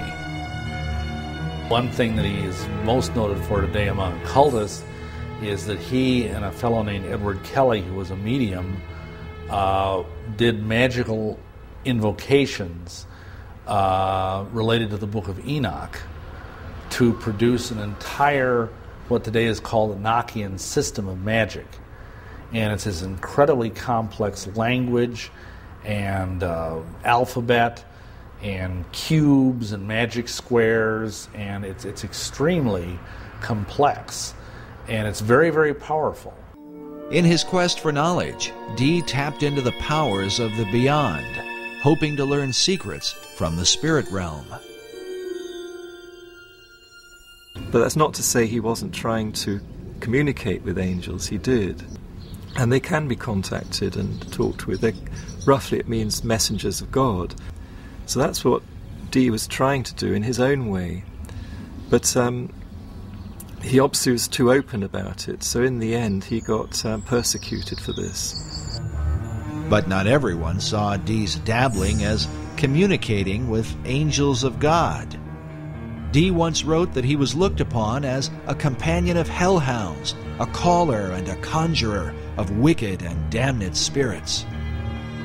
Yet like Bacon, he practiced much of his craft in secret as an active member of the Rosicrucians in England. Some even credit Dee with founding the modern Rosicrucian movement. As such, communing with angelic beings that provide scientific knowledge was a familiar practice. Now, there was a pretty very brief and shady dividing line between what they called scientific knowledge and what we might call outright witchcraft today. It was the demarcation there was very shadowy. This shadowy line was one that Dee crossed many times. Yet for a while, he flourished under the reign of Queen Elizabeth. During this era, some believe that he was a kind of mentor to Sir Francis Bacon. Well, we know from Dee's diary that Bacon made one visit, at least, to Dr. John Dee's home at Mortlake. And when these visits were recorded, Dee was meaning people had come to talk with Dee and discuss esoteric matters with him and to use his library and so on like that. So we know that's a historical record we have. Otherwise, it's circumstantial evidence. Bacon clearly knew Dr. John Dee because he was an important person in Queen Elizabeth's court, and Francis Bacon was a courtier. Perhaps the reason for the lack of records in Bacon's relationship with John Dee is that their work was done behind the veil of secret societies. There's always been these secret societies trying to promote learning and raise the level of people's thought and culture to a kinder level and higher level. But mostly they've worked in secret because the church, most of the different churches have been so, not very kind. The problem we're dealing with here is that Europeans discovered an awful lot of information, and very important, good, solid information of sciences that had been, developed richly elsewhere and that were brought into Europe and were so threatening to Christianity that they had to be suppressed. We know what happened to Galileo, and we know what happened to endless numbers of Giordano Bruno and so many others in science. They had to go underground. So the process of forcing knowledge and wisdom underground created a lot of coding and a lot of buzzwords and a lot of secret gestures and terms that still aren't understood to this day. So Dee is amongst that group. While men such as Galileo were persecuted for representing scientific knowledge, the secret societies of the Elizabethan era were in danger not for the knowledge they possessed, but how they obtained it, through occult practices of summoning spirits and conjuring demons. They were, nevertheless, determined to continue for the cause of science and learning. Dr. John Dee led the way in this arena. His method became known as angel magic because of his contact with spirits that Dee believed were sometimes good and sometimes evil. At one point, Dee's angels compelled him to visit the Holy Roman Emperor, Rudolph II, and tell him that he was wicked and that if he did not repent, God would throw him down. Incredibly, Dee obeyed the angels, visited the emperor, and established a friendship that would help to protect him from persecution later on. In his experiments, Dee worked with a medium named Edward Kelly. Kelly was the one who often made contact with the spirits Dee communed with. In a diary entry of June 8, 1584, Dee records a startling account. He claims that Kelly was greatly troubled when the angels tried to persuade him that Jesus was not God, and that no prayers ought to be made to him. They further claimed that sin did not really exist, and that man's soul simply moves from one body to another, in what sounds like reincarnation. Upon hearing this, Kelly was apparently distraught, and believed they had contacted evil spirits. Nevertheless, the angels provided Dr. Dee with gifts of knowledge.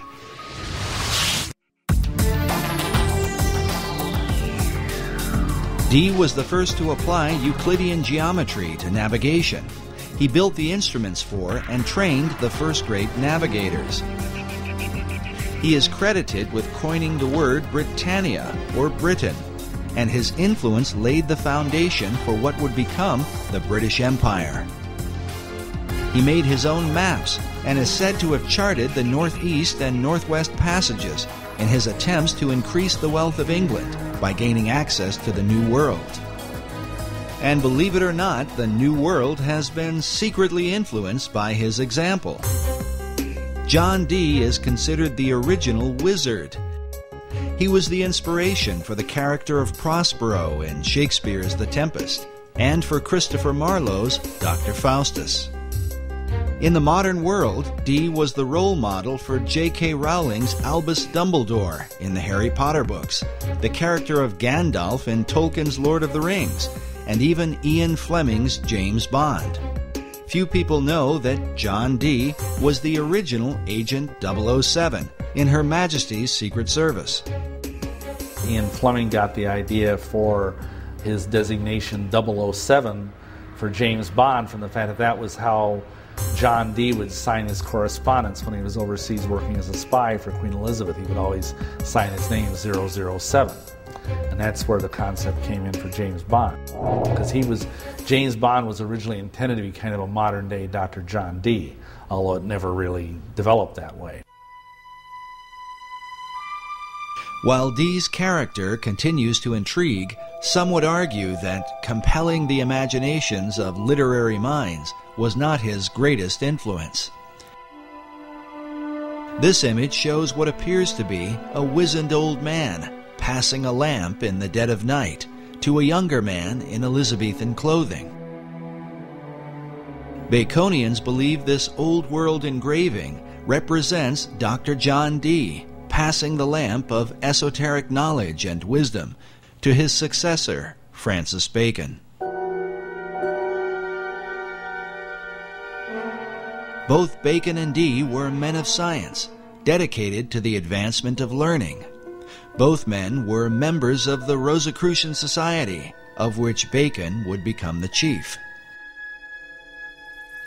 Like Bacon, John Dee believed that America was indeed the lost continent of Atlantis. But where did he get this idea? Was it given to him by his angels?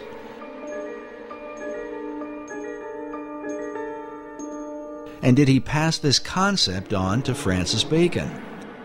We can only speculate. But when Queen Elizabeth took the throne, the dream of colonizing this new Atlantis would come closer to being a reality. When Bloody Mary, as she was called, this was Mary Tudor, who had been now on the throne and persecuting the Christians, and she died, perhaps ironically, with a false pregnancy. And so when she died in 1558, then after that, Elizabeth I came in as queen. And so there were questions of what day should be chosen for Elizabeth's coronation. The coronation of a new ruler was an important event, the timing of which, it was believed, could determine the success or failure of a monarch's reign. To ensure her good fortune, Elizabeth called upon her old friend, Dr. John Dee. He was the Queen's astrologer, too. He computed the date for her to be crowned. Astrology in those days didn't mean necessarily what we understand it to mean today. There were some odd things about it, but there was a study of the stars, that we would call today astronomy. So they had to know about the movements of the stars and the planets, and they were pretty knowledgeable about that. So it was a strange mixture of astrology and astronomy. So that's what he was doing. It's debatable how the efforts of Dee's astrology impacted the course of England. But when the new queen took the throne, it marked the beginning of an unprecedented era in English history. During this time, the language of the New World would be transformed, ancient knowledge would unfold, and the course of the philosophic empire would be established. The modern world would be changed forever, largely because of Queen Elizabeth I. And she was bright. This was Queen Elizabeth of England, one of the brightest queens that England has ever had. Whether she was a true Christian or not was perhaps doubtful, but at least she did support the Protestant cause and not the Catholic one.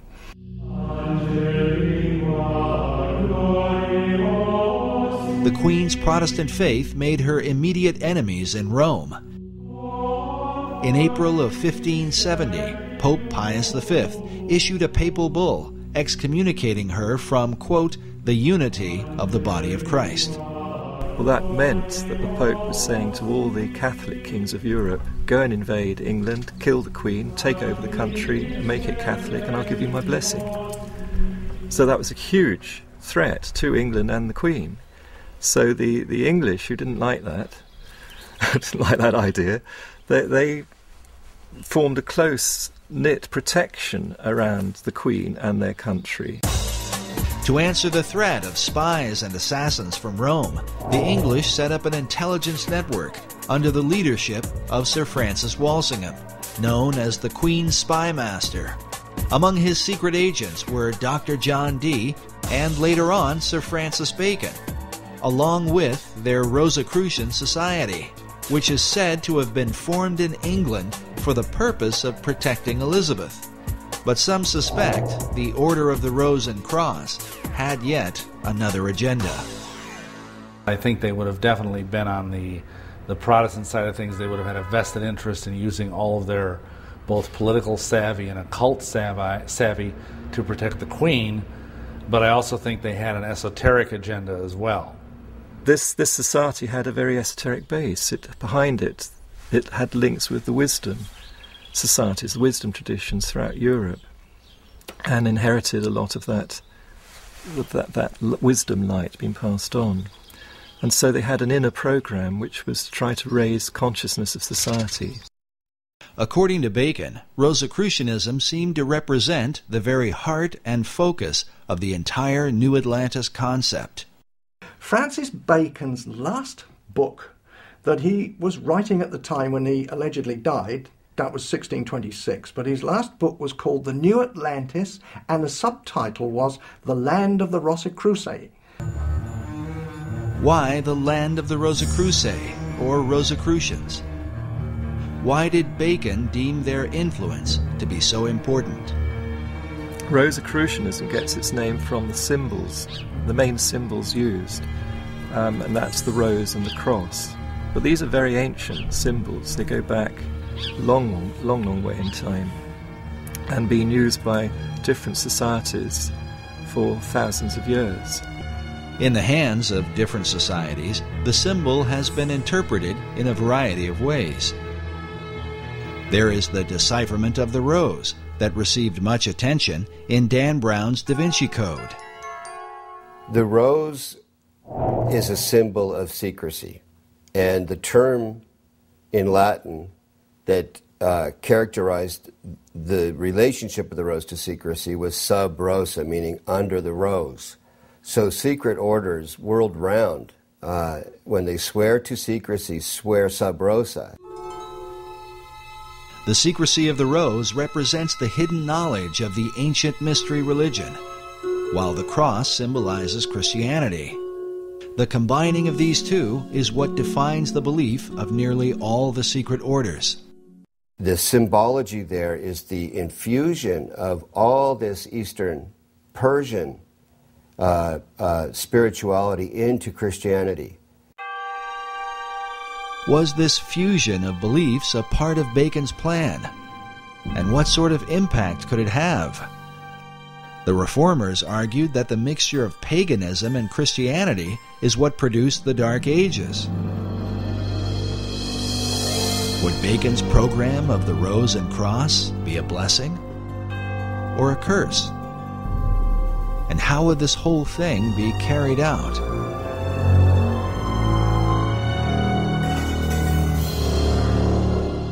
When one follows the Rosicrucian trail, John Dee was a very, very key influence in the historical Rosicrucians, and some say even the founder of it, the first president of it.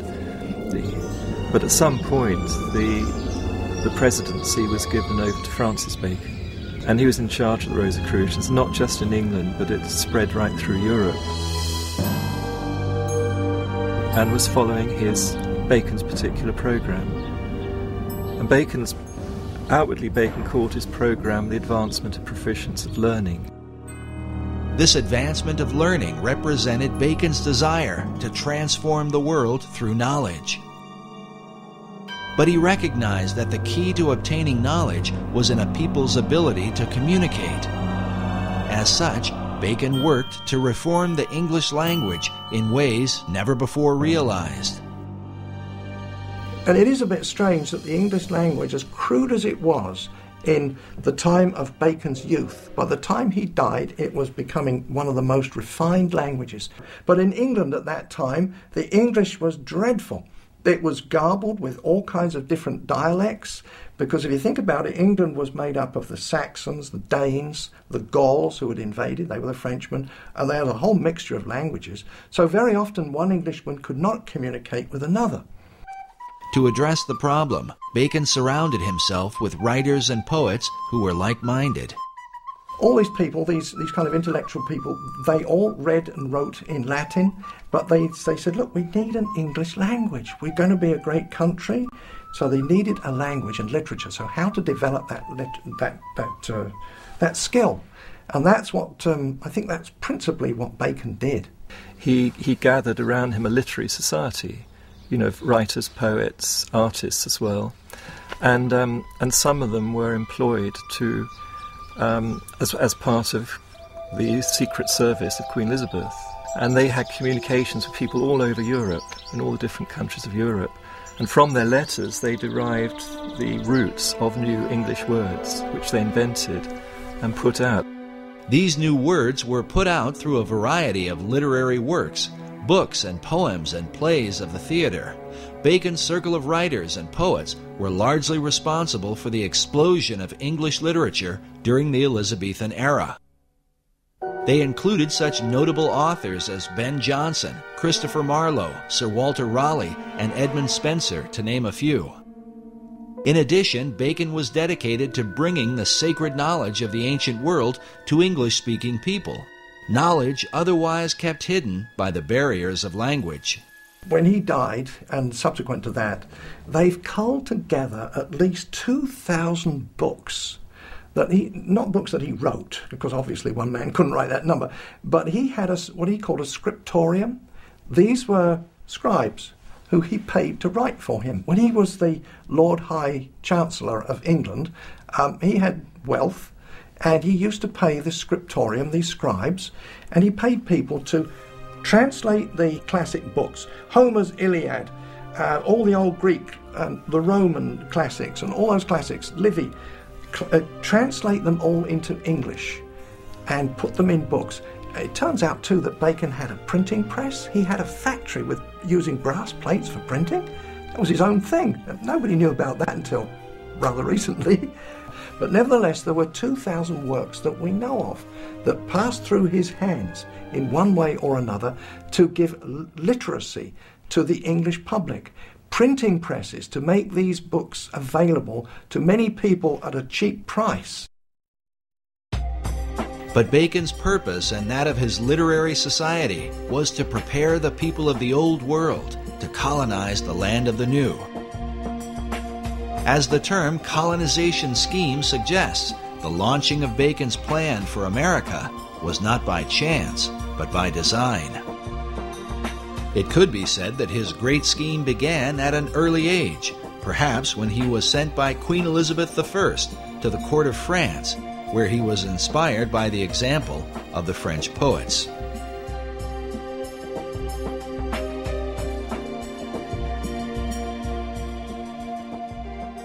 Another major influence, he obviously was inspired in France by the French Pleiades, the group of French poets who were deliberately trying to make the French language into a really good language, particularly for poetry and writings and so on of that sort. And Bacon spent several years at the French court, came back very inspired and wanted to do the same thing for the English language.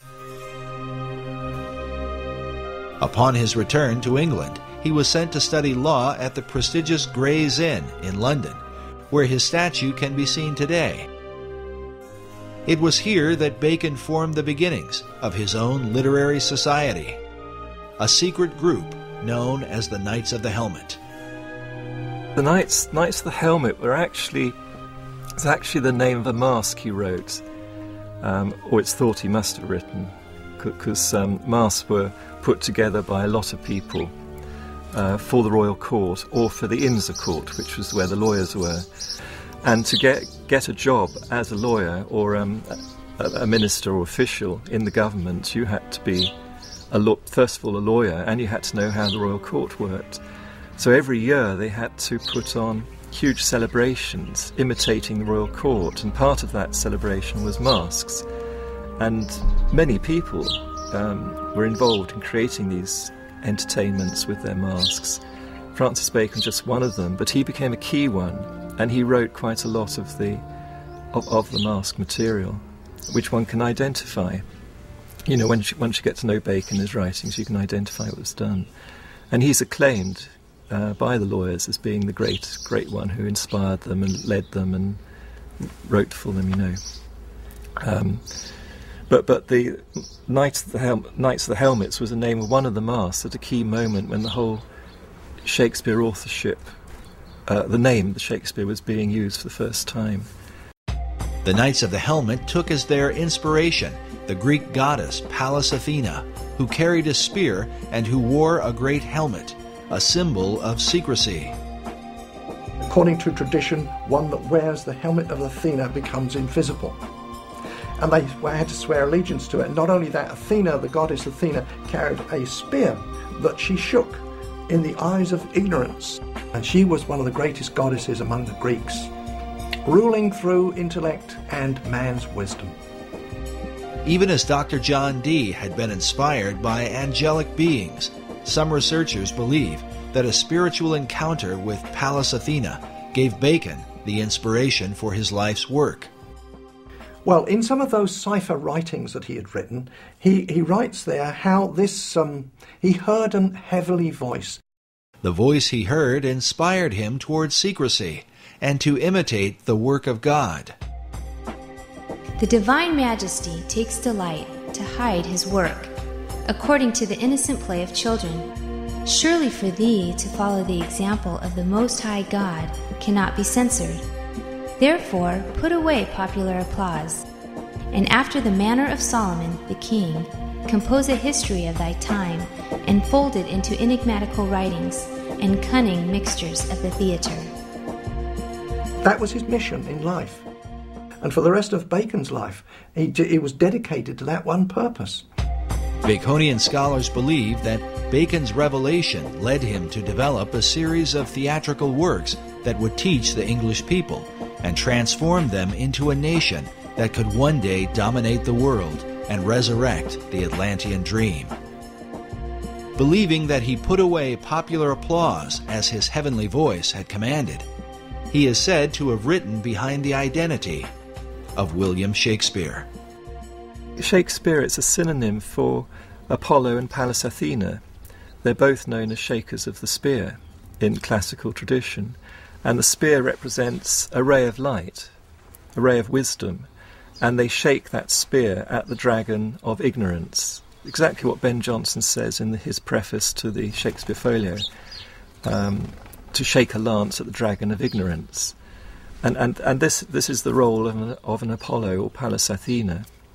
And they have always been the muses of the other 9 muses, who themselves are the muses of all the writers, poets, artists, and so on in history. So Apollo and Athena are the great inspirers. They're the great Shakespeares. Bacon incorporated these Greek gods within a key symbol, the AA headpiece representing Apollo and Athena. Usually one of the A's is shaded, denoting a light and dark side.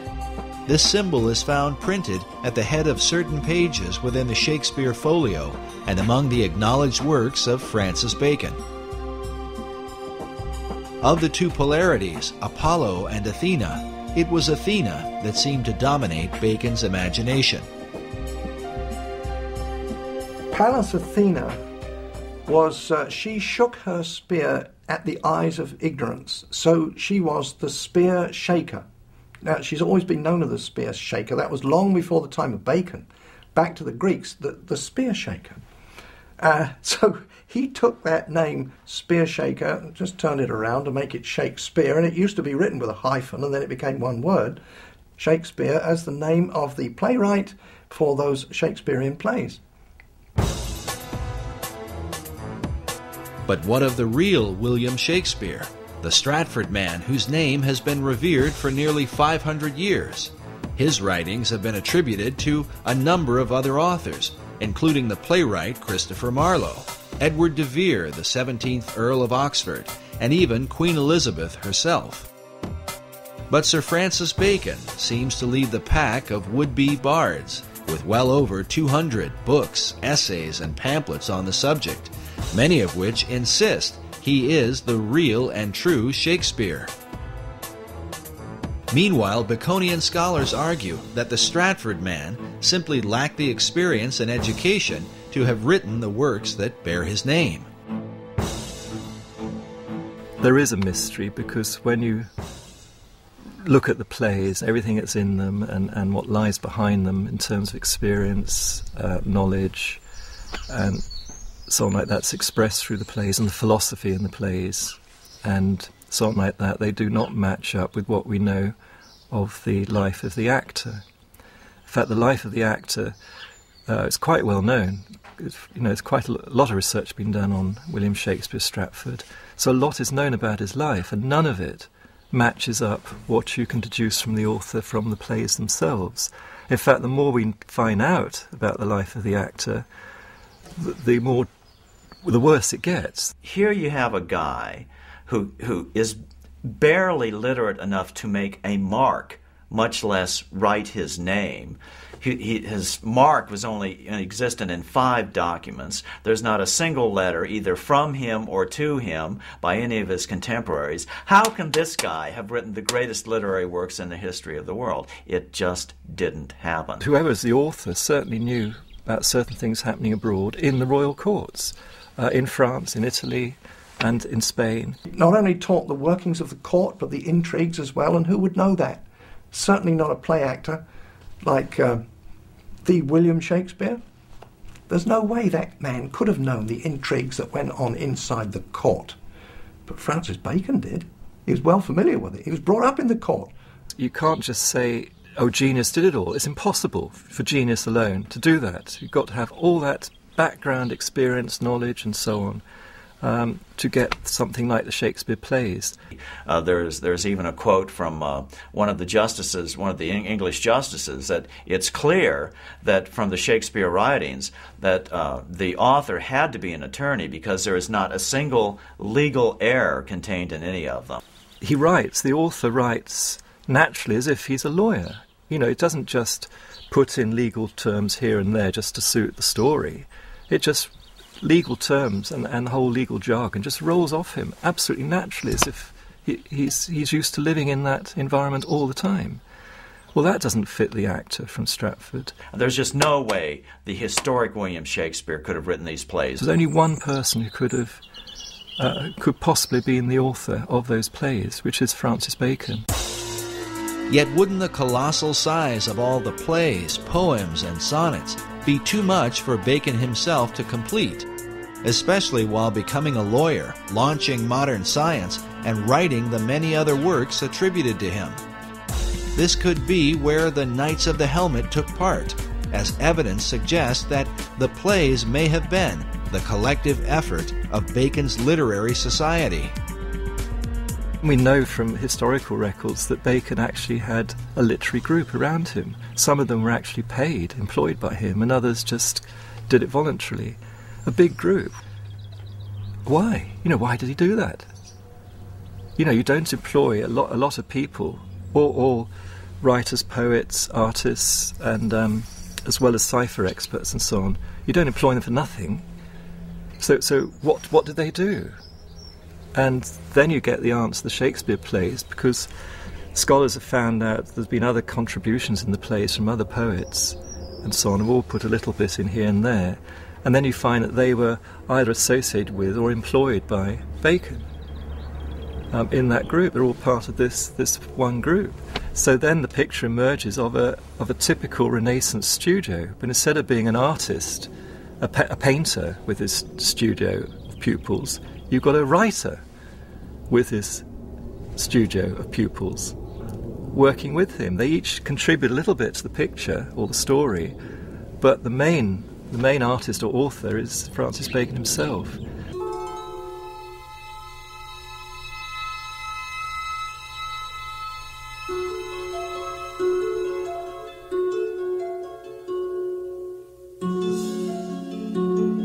But in the town of Stratford-upon-Avon, people come from all over the world to view the birthplace of the man considered to be the greatest literary mind of all time.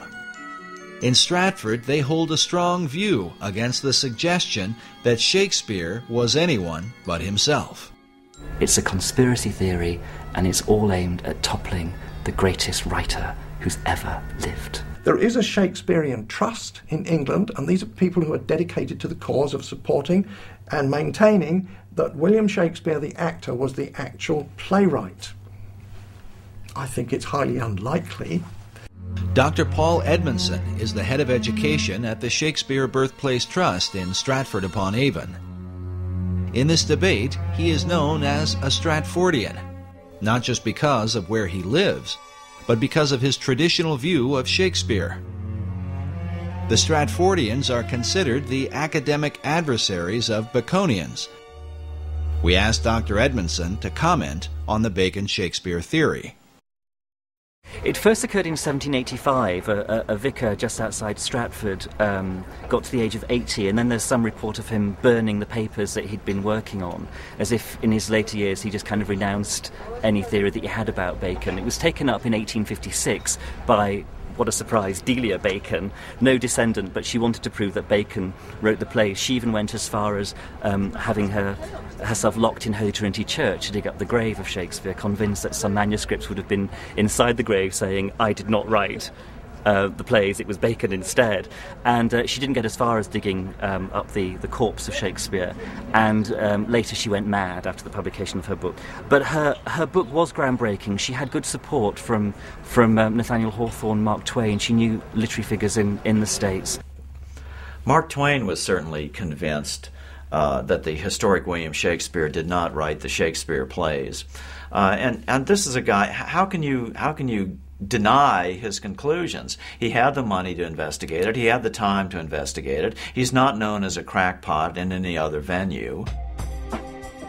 In 1909, Twain took up the Bacon-Shakespeare controversy with his own book titled Is Shakespeare Dead?, in which he questions the reputation of the Stratford actor in his lifetime.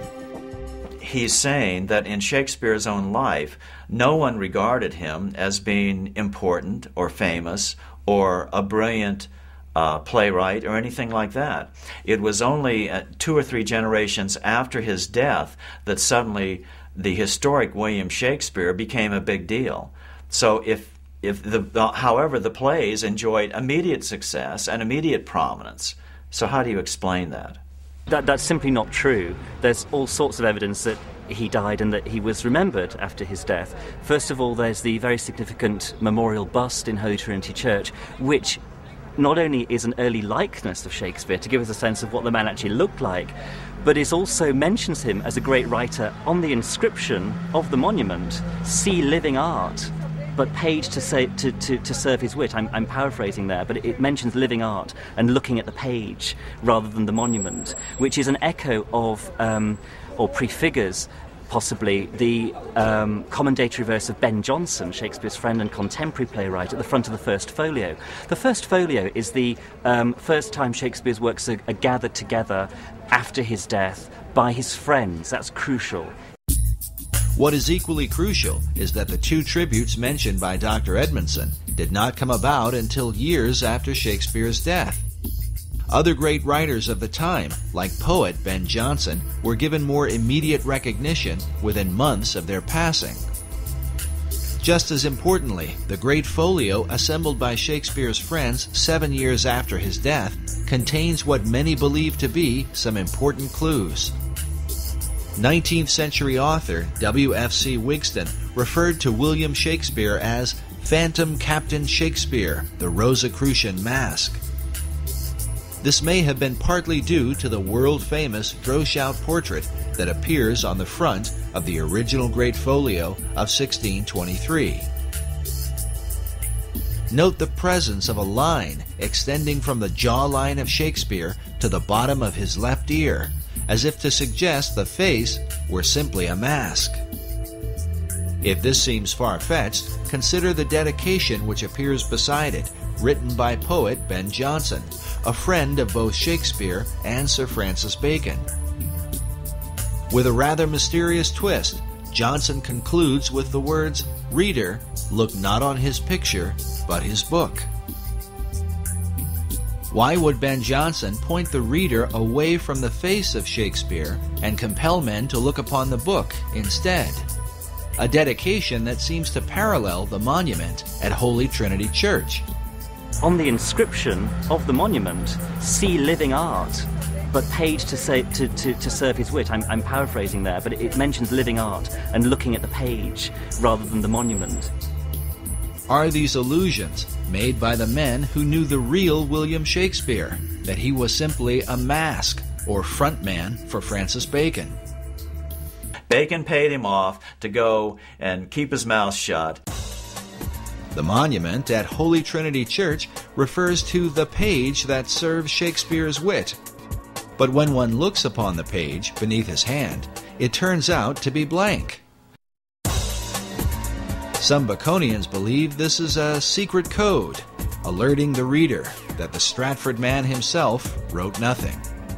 The empty page is said to match the empty expression on the face of Shakespeare, who Baconians argue could barely write his name. It's actually a big embarrassment to, you could say, the academic fraternity that believe the actor wrote the plays.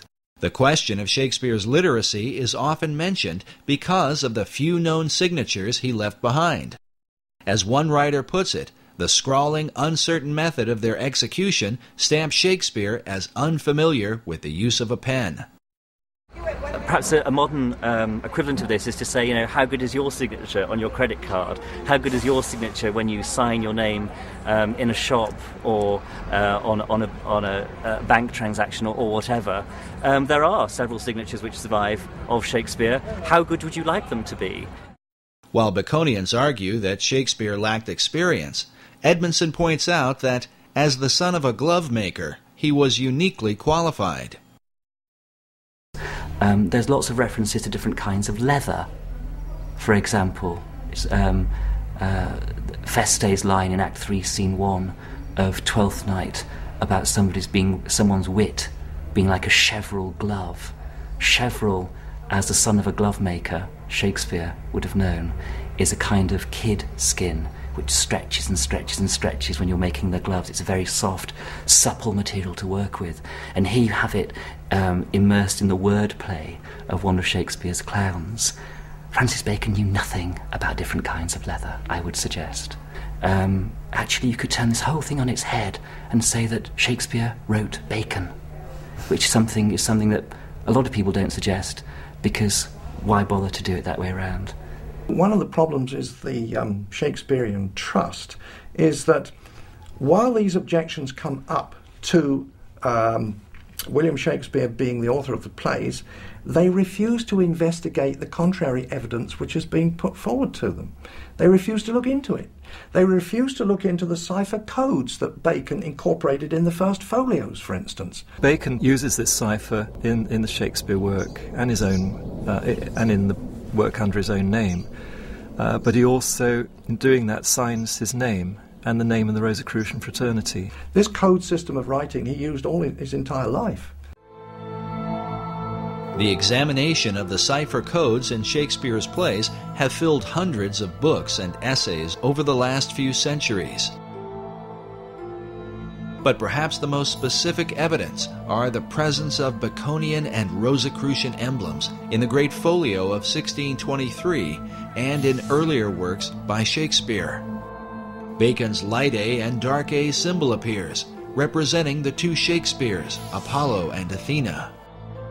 Meanwhile, this Rosicrucian emblem, featuring the god Pan, is found prominently throughout the work. Other mystical headpieces with Rosicrucian symbolism are found both in the Shakespeare Folio of 1623 and in works openly published by Sir Francis Bacon. The varied symbols and ciphers clearly mark the presence of Bacon and his Rosicrucian fraternity, while to what extent they were involved in the writing of the plays remains a matter of debate.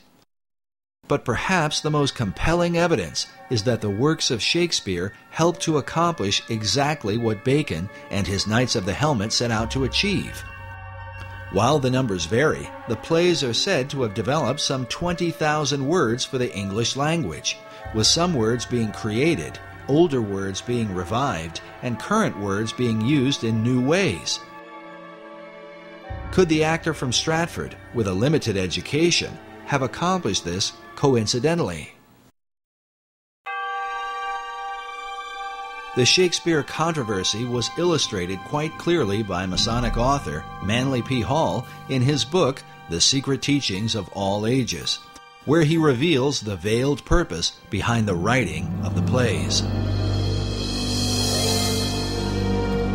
He says, Sir Francis Bacon, the Rosicrucian initiate, wrote into the Shakespearean plays the secret teachings of the fraternity of the Rose and Cross, and the true rituals of the Masonic order. The Bacon-Shakespeare controversy involves the most profound aspects of science, religion, and ethics. He who solves its mystery may yet find therein the key to the supposedly lost wisdom of antiquity. The lost wisdom that Hall refers to is said to have begun in ancient Atlantis.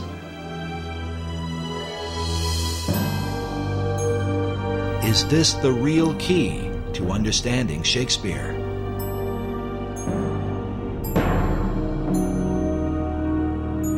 Incredibly, it may be said that the plays themselves represent the whole confusion of America's foundation. For while Shakespeare contains a clear representation of Christianity, with some 1,200 biblical references, along with them are plays with openly pagan and magical themes.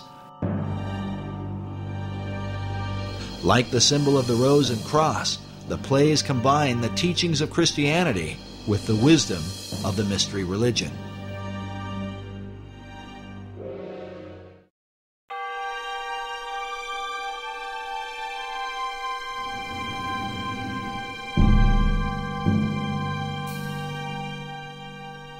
The purpose in blending religions in this way might have been to avoid the wars and conflicts that have afflicted men over the centuries.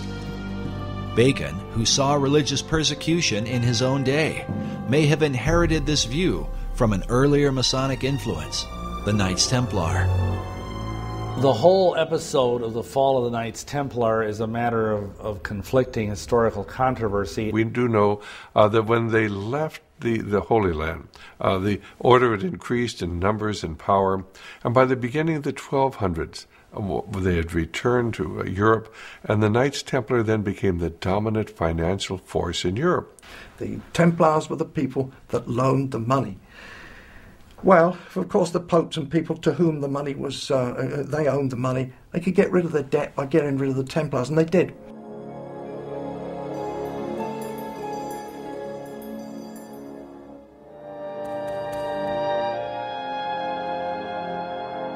But in addition to the issue of debt, the Templars were accused for embracing certain religious doctrines they had picked up during their time in the Holy Land.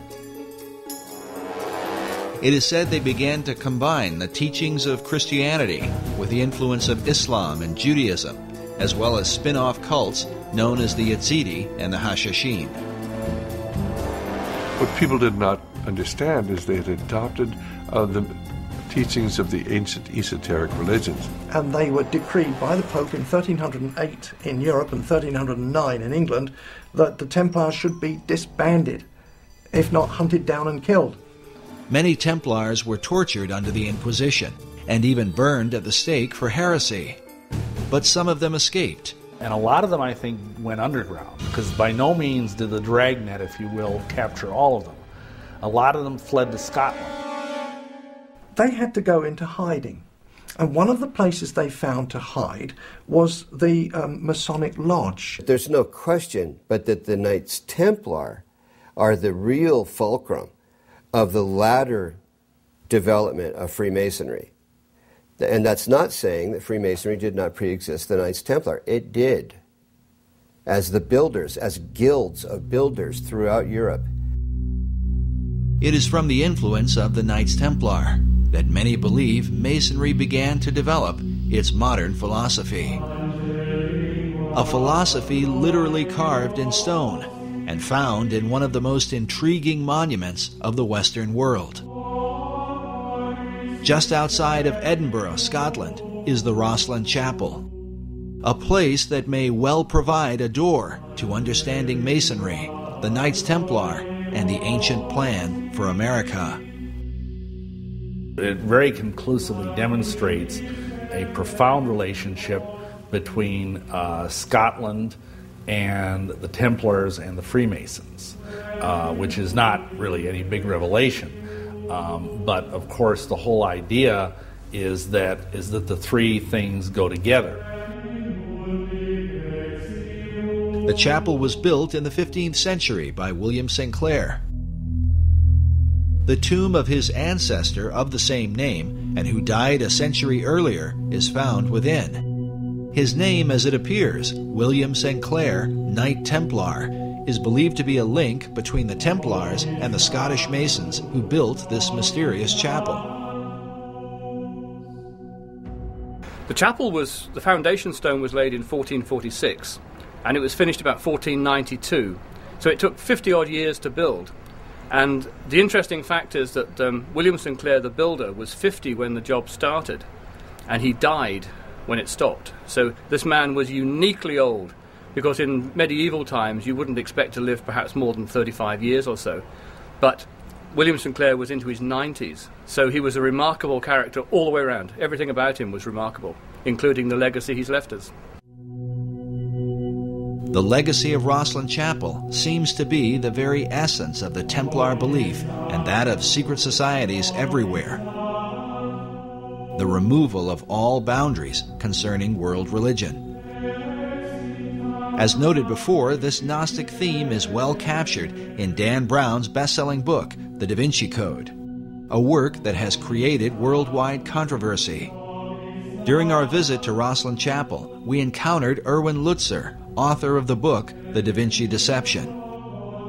Of course, as we know, Rosslyn Chapel has become famous because of the Da Vinci Code. And you have people coming from all over the world staring at its ceilings, trying to crack its codes. As we walk through it, it's very probable that the Masons who built it had a field day. They decided that they were going to combine all kinds of mythological elements along with the Bible. So you have Masonic elements in the chapel, you have some pagan elements, you have Christian elements, and they're all thrown together. Rosslyn Chapel is probably one of the most extraordinary buildings in the world. It is like a Disneyland of Masonry and Rosicrucianism. I think the chapel is an enigma. It satisfies the needs of a great number of people who come to Rosslyn for a whole raft of reasons. If you're a Knight Templar or a Freemason, if you are an American looking for some links with the New World before it was discovered, if you're a Sinclair, if you're religious or an art historian or an architectural historian, an esoteric, Rosslyn has got something for you. If you're a paganist, we have over 110 green men. Most churches will have 1 or 2 green men, but we have over 100 of them. The green man is a representation of an ancient fertility god, just one of the many pagan icons in the chapel. And so Rosslyn, not only does it offer a great many things to different people, but it also offers a mystery. The mystery, he explains, is that Rosslyn Chapel, while designed as a Christian church, is filled with so many religious symbols, a person is confused about what they are compelled to worship. It's like having a VCR. You know pretty much what it's meant to do, but you can't actually make it work properly. No one can follow the instructions. And the chapel is like that. We know it's a church. That's fair enough.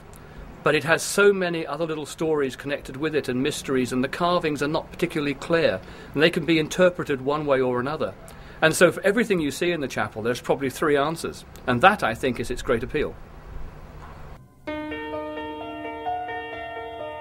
Centuries after its construction, researchers continue to question the overarching message of the chapel. What was the intent of its design? It may have had a point for the Masons who made it, in the sense that there were various messages that were conveyed. Essentially, Masonry's doctrine, foundationally, and they will even say this publicly, is universalism. which is the idea that basically all religions are the same. It doesn't matter what religion you are, as long as you're sincere and devout in your beliefs, and that all men, they say, may gather at the hospitable altars of Masonry no matter what their religious belief.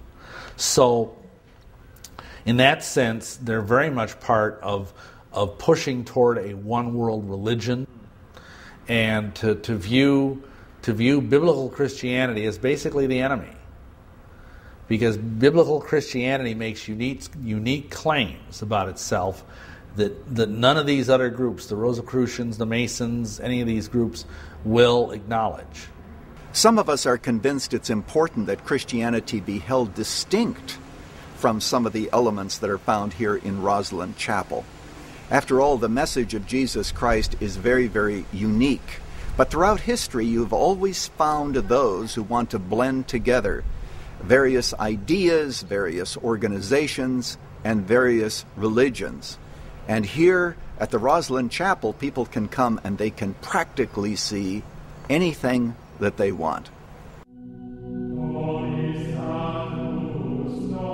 But within the monument is evidence, not only of what the Templars and Masons came to believe, but perhaps a reflection of things to come. The promise of a land where one day their ancient hope might be fulfilled. For inside Rosslyn Chapel, along with the haunting imagery, is evidence of the New World prior to the discovery of Columbus. Well, there is this window which is decorated. The window frame is decorated with Indian corn or maize, and the chapel was built in the 15th century. So it is strange that Indian corn, which wasn't ever grown here, is used as a motif. The chapel was finished around 1492, the same year Columbus is thought to have come to America. This would mean the carvings would have been completed beforehand. But how did the Masons who built this chapel have knowledge of Indian corn, a crop not grown in Europe and indigenous to the New World? Who knows? There are lots of mysteries about this chapel. Another mystery is the presence of aloe cactus plants, also indigenous to America, and like the Indian corn, carved along the arches of the chapel. But even with these, academics have been skeptical. Yet a third carving, a trefoil plant, or type of clover, is said by Rosslyn Chapel director Stuart Beattie to have convinced one skeptic in particular. The trefoil plant is quite interesting. Rosslyn Chapel does have carvings of plants that we believe came from the New World before Columbus discovered America. We've had these plants investigated, and a botanist from the university had a good look at them, and he wasn't particularly convinced, as academics need to be. He wasn't 100% sure that these plants were in fact aloe cactus and sweet corn. And I think his logic was that the people who went to the New World and recorded these images on parchment brought those images back. They would have been translated to wood and then subsequently translated to stone. And it's that process which removes them from the original 2 or 3 times, which means that there are discrepancies that can build in. And so, being an academic, he was uncomfortable with these images. And when looking around the chapel, he suddenly, his eyes lit up, and he came and got me, and he said, whilst I was fairly unsure about the sweet corn and aloe cactus as being honestly genuine, I have found a trefoil plant on what would have been the outside of the chapel at the time, but is now the baptistry, that would only have been found in the New World. Therefore, I am much more comfortable to say that the other plants are also honest and true.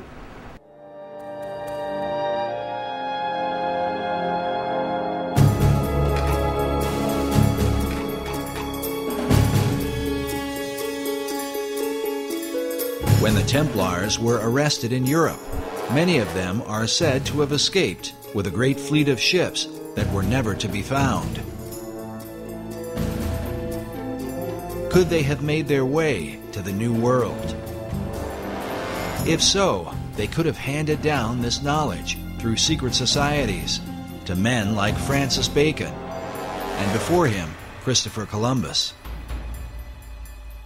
some people believe that Columbus didn't just accidentally stumble onto America, that some secret society which he had access to had knowledge of the existence of the continent of both North and South America.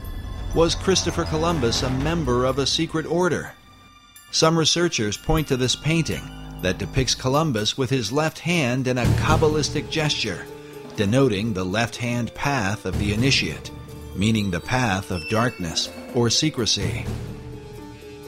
In addition, the ships of Columbus sailed to the New World adorned with red crosses on a white background, the symbol of the Knights Templar.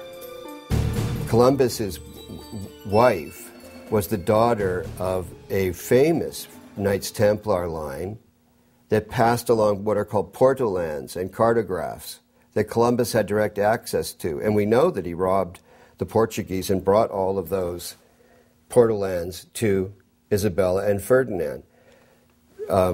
What I'm suggesting is that people knew about this new Atlantis. They knew at the time of Columbus and before the time of Columbus. But did the secret societies involved view the New World as Atlantis of old? And if so, from where did they develop this idea? Was it only from Plato's account? Or from a belief more deeply rooted in America's secret history? In his groundbreaking book, America B.C., Harvard professor Barry Fell reveals the presence of ancient Europeans in New England and the American Midwest as far back as 800 B.C. The author uncovers evidence of ancient Celts and Druids with travelers from Spain, Libya, Carthage, Rome, and Egypt, all of whom came to the New World centuries prior to its so-called discovery by Columbus. His research exposes that the all-seeing eye was present in places like Vermont and New Hampshire long before the new order of the ages was declared. Does this stand as proof that America was indeed known by the ancients, and that its destiny has been the plan of secret societies from long ago? Sir Francis Bacon believed it was his mission to reform the world in preparation for building paradise on earth, to lead mankind into a new age. And Bacon himself called himself the herald of the new age, which is the title of Elijah. And in tradition, Elijah is said to come again and again to prepare people for the coming of the Messiah, or coming of the Christ, which has many different interpretations. As shown before, the Masonic Christ is perceived as the hypotenuse in the 47th proposition of Euclid. This rare Pythagorean symbol is found among the Masonic regalia of the 4th Earl of Roslin, whose family owns the Roslin Chapel. Oddly enough, this same emblem forms the heart of the design for Washington, D.C., known as the L'Enfant Triangle. Masonic author David Oveson claims that the entire city of Washington is based around this Pythagorean theorem. If so, America's capital might stand as the ultimate dedication to Bacon's great plan, a city designed symbolically to represent the Masonic Christ that Bacon came to herald. If these things are so, what can this mean for the secret destiny of America?